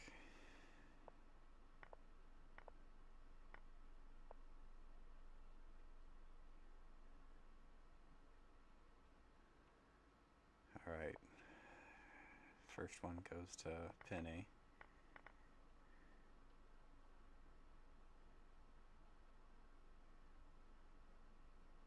The idea here is you're looking for 2.5 out of these 4. Yeah.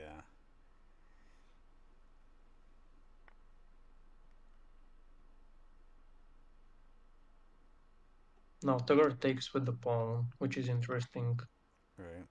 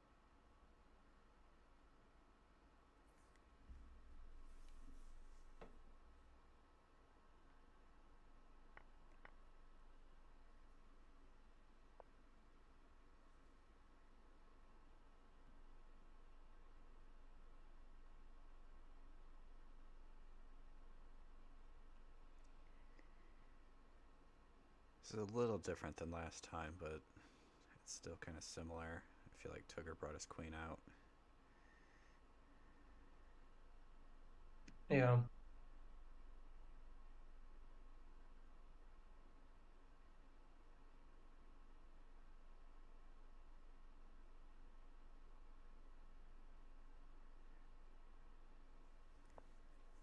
Yeah, that's what I was thinking and was about to say.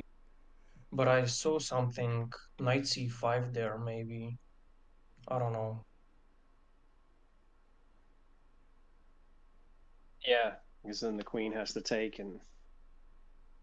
Yeah, but maybe TUGR would be able to survive it. Mm-hmm.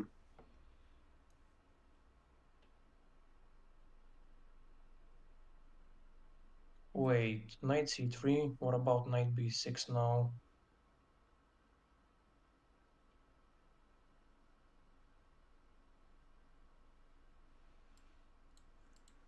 Maybe queen c2 and queen h7. But not sure. Yeah, I don't know. I think it would have lost to queen b3. I think knight b6 loses to you're queen right. b3. Yeah.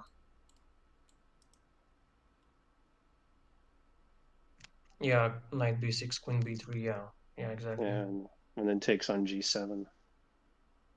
Yeah.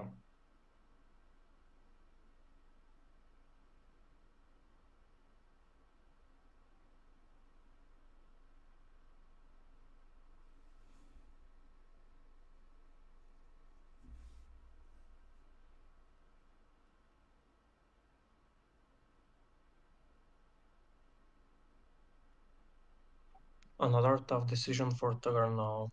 Yeah.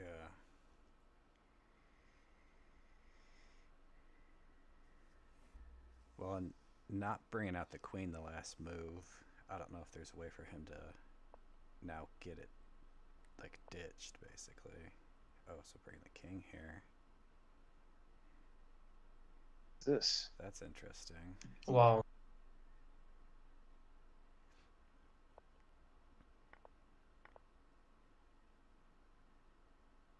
Ooh, I like that.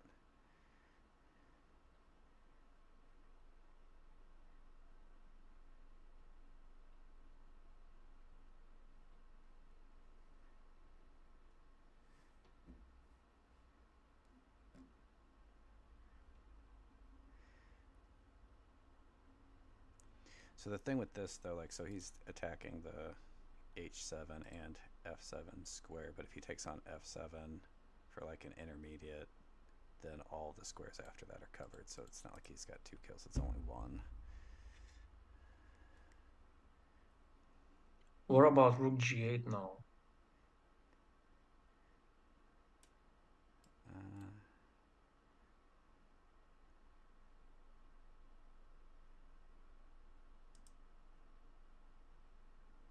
Possibly, but I mean, I think this king I don't know that here, can that...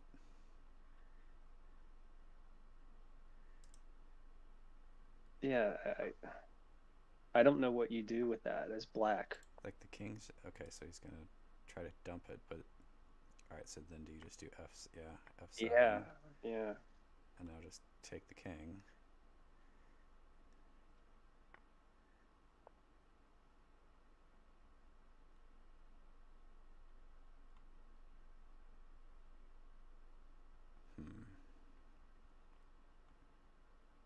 Wow, queen g7 doesn't win.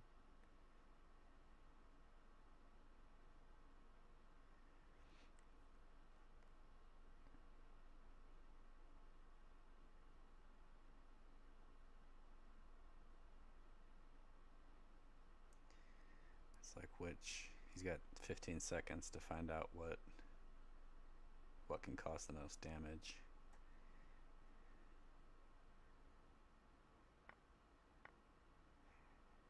Boy. I don't know if I like that, though. Yeah, me neither. I mean, the knight's covering c1.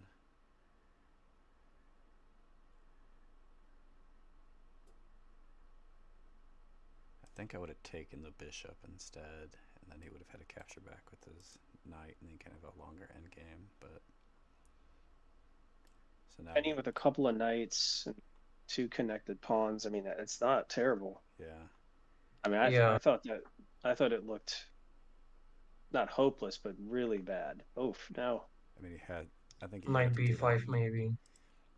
Yeah, I don't. I think knight b5 now. Right. Yeah, and just trade. Yeah. Trade knights. And I think Pinni maybe has this. I agree.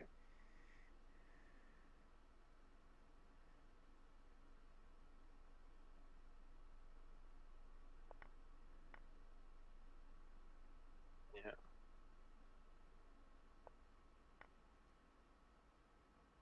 Needs to bring his king back.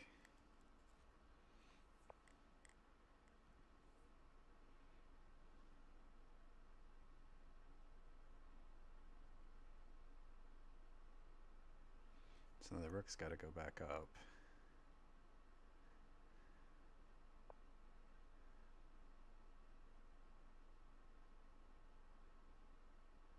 And then again, the king's just going to have to h4 move. maybe. Yeah, actually h4 might have been the best move there.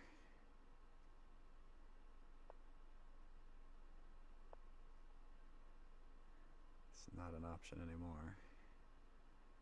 Which is d1. Can you just do d4? Yeah. Well, nice one. I was thinking about king d3. Oh no, actually king d3, I think rook c2 and then knight d5 maybe. I don't know. Pinni, 1 second.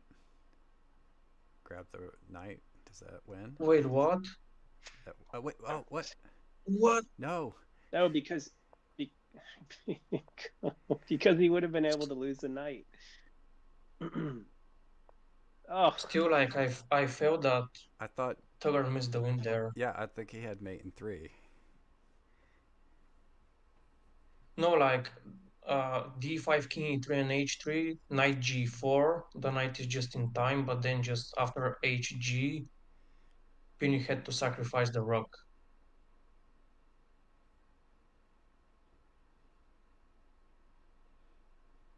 Wow, rook d8. King f2.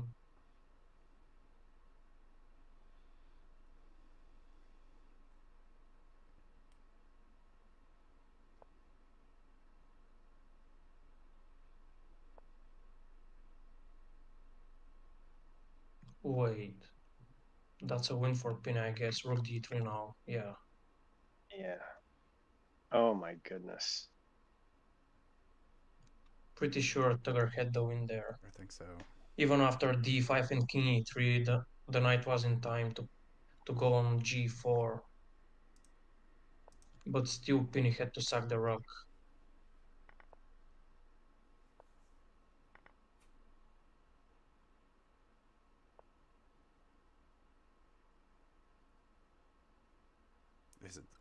This was the position we were talking about, bishop c3, right?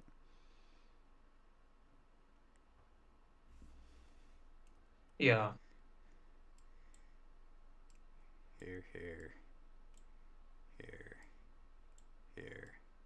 So, here, then here, then there. I think it doesn't work. I think.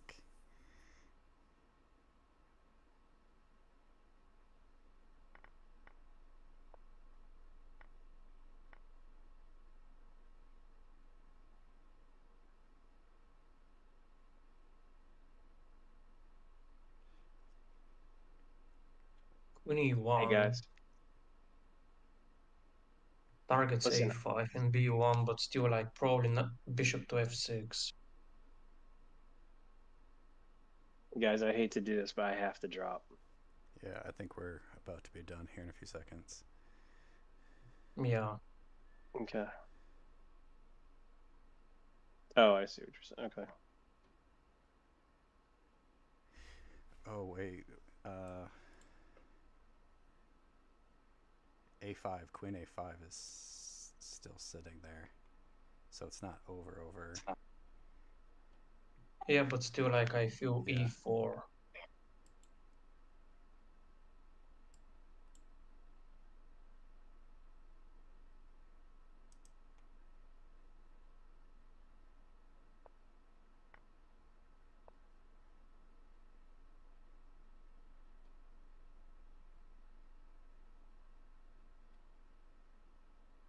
Yeah, if knight g3 happens, then just knight e2. It's over.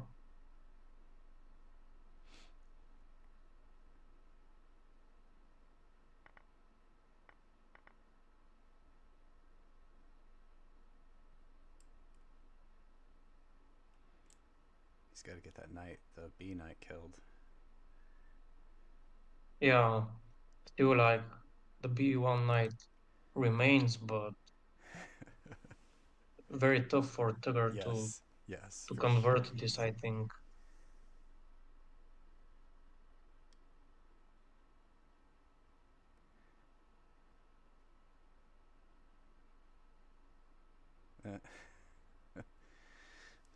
Polo says it's a French skill to blunder.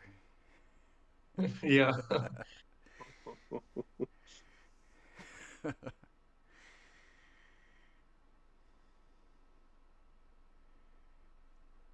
And for everyone listening who doesn't know, Polo is French as well. So yes, he is making fun of himself.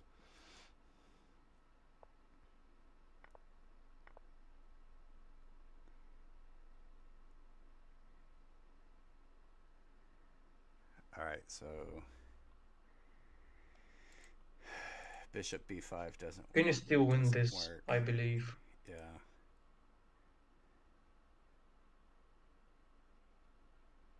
Bishop b5 doesn't work because of knight b5, a5, knight c7, and he threatens the king, which is protected by the rook and then the e6 pawn.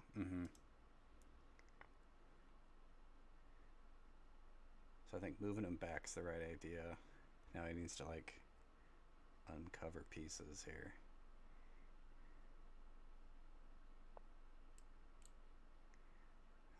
I think e5 had to be played. Yeah, me too. In the chat they keep saying that bishop b5 was a win for black, but that's not true. Yeah, because both of those were covered.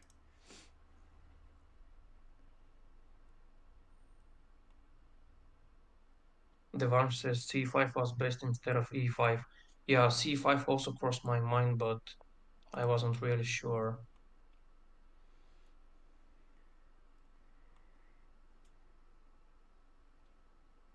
I mean, if I'm Pinni right here, I'm not happy. Like, there's nothing worse than having just a knight left. Yeah, rook b8 was my intuition, but I would probably go for knight e4 instead of rook b8. Because now TUGR has to move something again, and there's like no direct threat. Whereas like knight e4 would really put Pinni in a thoughtful process there. But maybe knight a4 would be good for him, or maybe I don't know. Very complicated. c5 now maybe.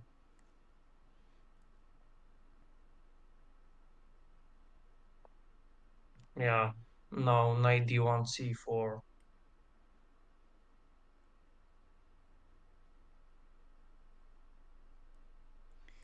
Yeah, like he can't be advancing in this direction, otherwise he has a bunch of kills. But even, d1 still gets you in that similar type of spot. all right, guys, I'm sorry. I got to drop. Thanks for joining us. Yeah, thanks for joining, Barton. It was just awesome to have you here. Thank you. All right, take care. See ya. You too.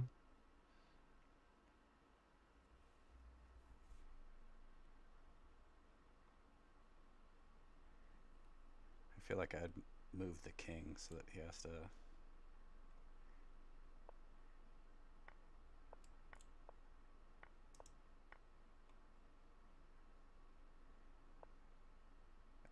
okay, look at that. TUGR moved up 1 Wow. instead of 2. So Yeah. he did the calculation. All right. So another must-win game for TUGR. Yeah, and TUGR has white. He has white.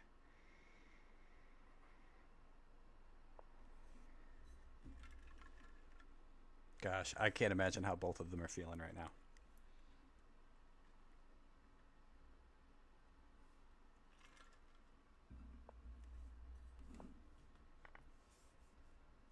Yeah, Kid Chess points out that Pinni's just needed a draw for over an hour now. Yeah.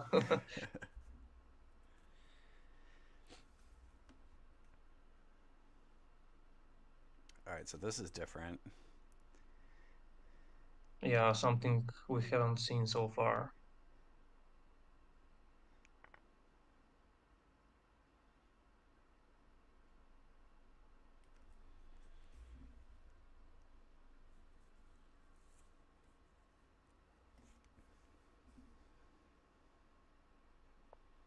Yeah, C4, that was my thought.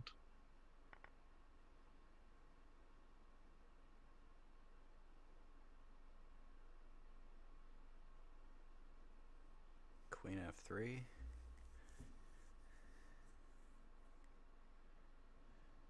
Maybe, but TUGR is in a must-win situation, so I wouldn't really go for a race. Wow, good one. I mean, you're threatening the B pawn, so I feel like Pinni just has to advance the B pawn. Then you can get the queen killed and address that pawn. Yeah, but still, like, maybe there are some rook h1 tricks going for a race. Yeah, I think I run into that occasionally.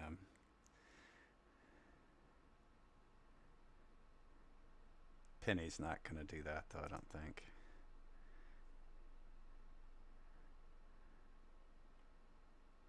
Yeah, he's like a very solid positional player. Yeah, he's going to rely on calculating further in the game. Yeah, you are right. He didn't go for rook h1.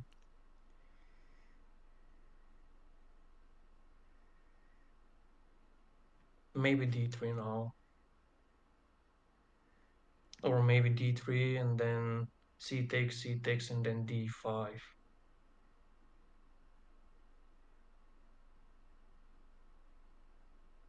Yeah, d3 might not be that good actually.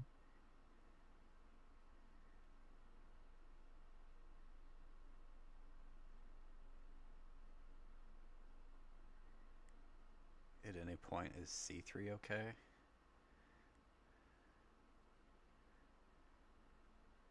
Yeah, I also thought about c3, but maybe we'll see knight c6 then. Right.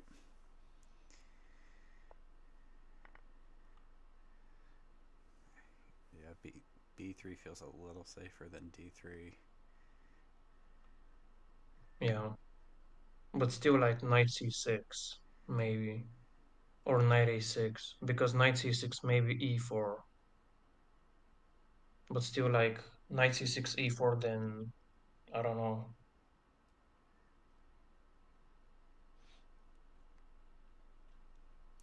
You also have the kind of like a weird intermediate setup where white can play bishop to c2 and then attack the g7 square to get the rook attacking pieces, like as a counter attack. Mm-hmm.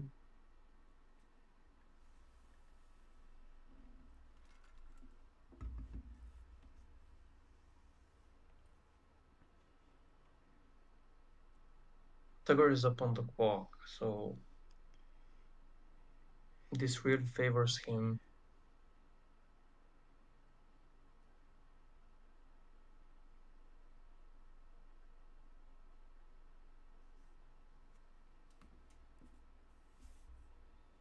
Oh, 10 seconds. Okay. That was a lot of time for knight to c6. I would have guessed a6 instead, but... Mm-hmm. But I don't think it makes that much of a difference. Still, like, white has to take some precautions against knight b4. And then just potential b5 threats after knight c3, knight a2, knight a2, b5.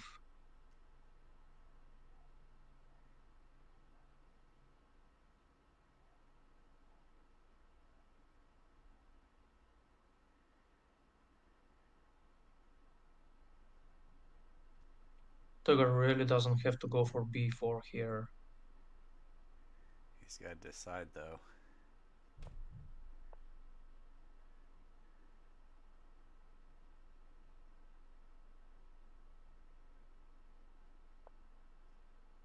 Oh. Wow. Does that work? And Pinni's got 10 seconds to calculate if it does.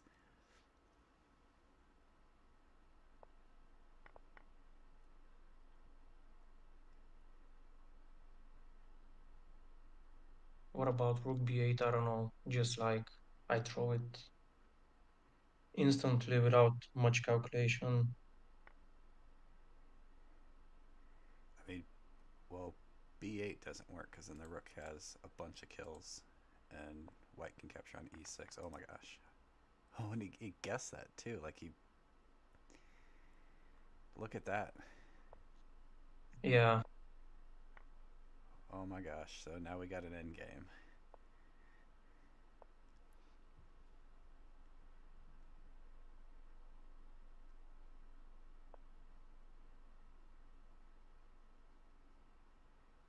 Yeah, if we see g6, I think f4 will follow.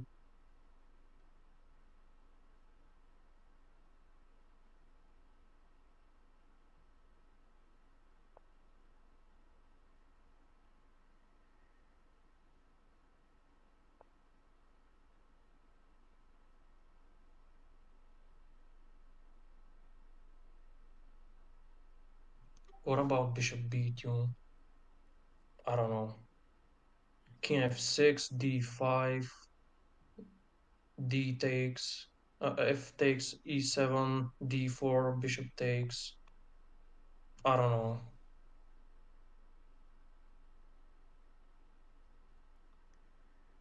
Felt like the b pawn will remain. And TUGR's got to find out how to be able to release that b pawn, so his d pawn's probably going to need to move up a square at some point here too. d3 maybe? I don't know.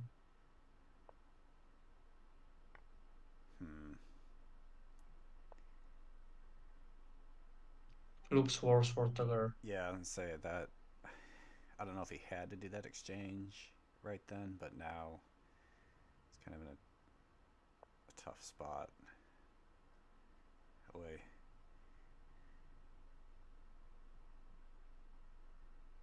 It's king e1.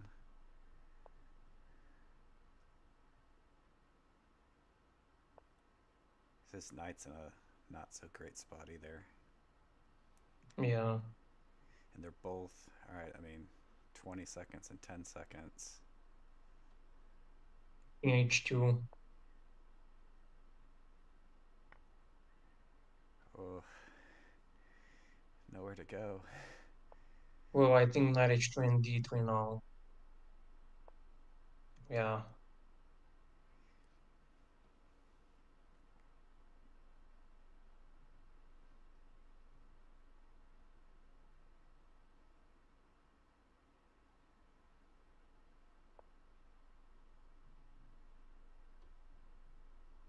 Bishop g5 maybe.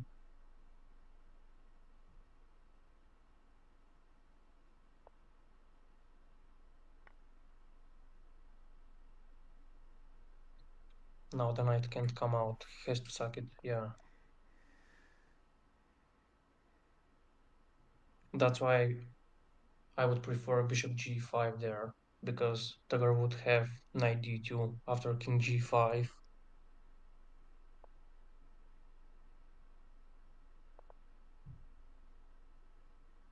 b4, I guess. Yep. But yeah, doesn't look great for TUGR.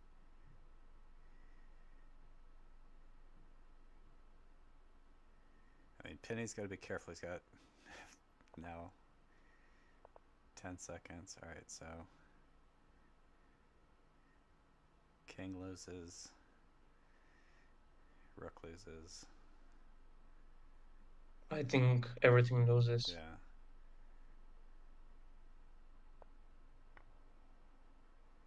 '97, yeah, game over. Wow, what a series.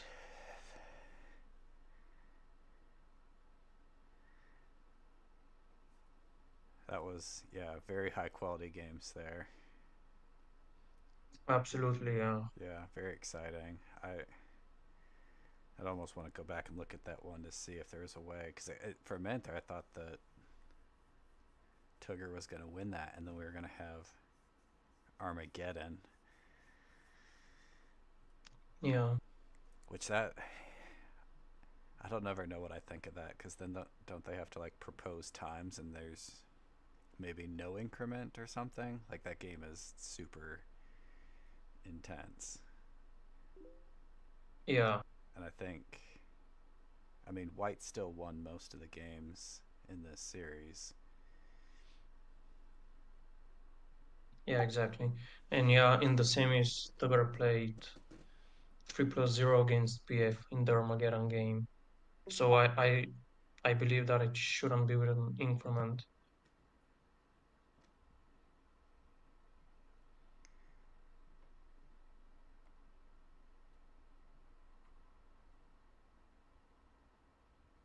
Well, congratulations to both of the players. Pinni had a pretty great run there, because I don't think, did he not lose a single match the whole time? Yeah, he didn't lose a single match. Yeah, and then also like obviously TUGR deserved to be back, and it's 2 years in a row that he's just so close. But those were awesome games. Yeah, absolutely agreed. Yeah.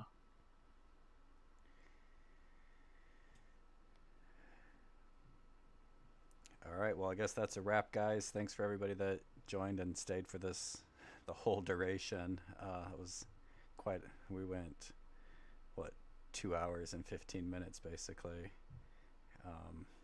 So long, fun series. And again, congratulations, and Preslav, thanks for joining, and thanks to Tone also for joining me. It was a lot of fun. Yeah, thank you for it was a pleasure for me to commentate on this match, and also congratulations to both of them by making it that far. It was just a pleasure and pure excitement to watch these games. Absolutely.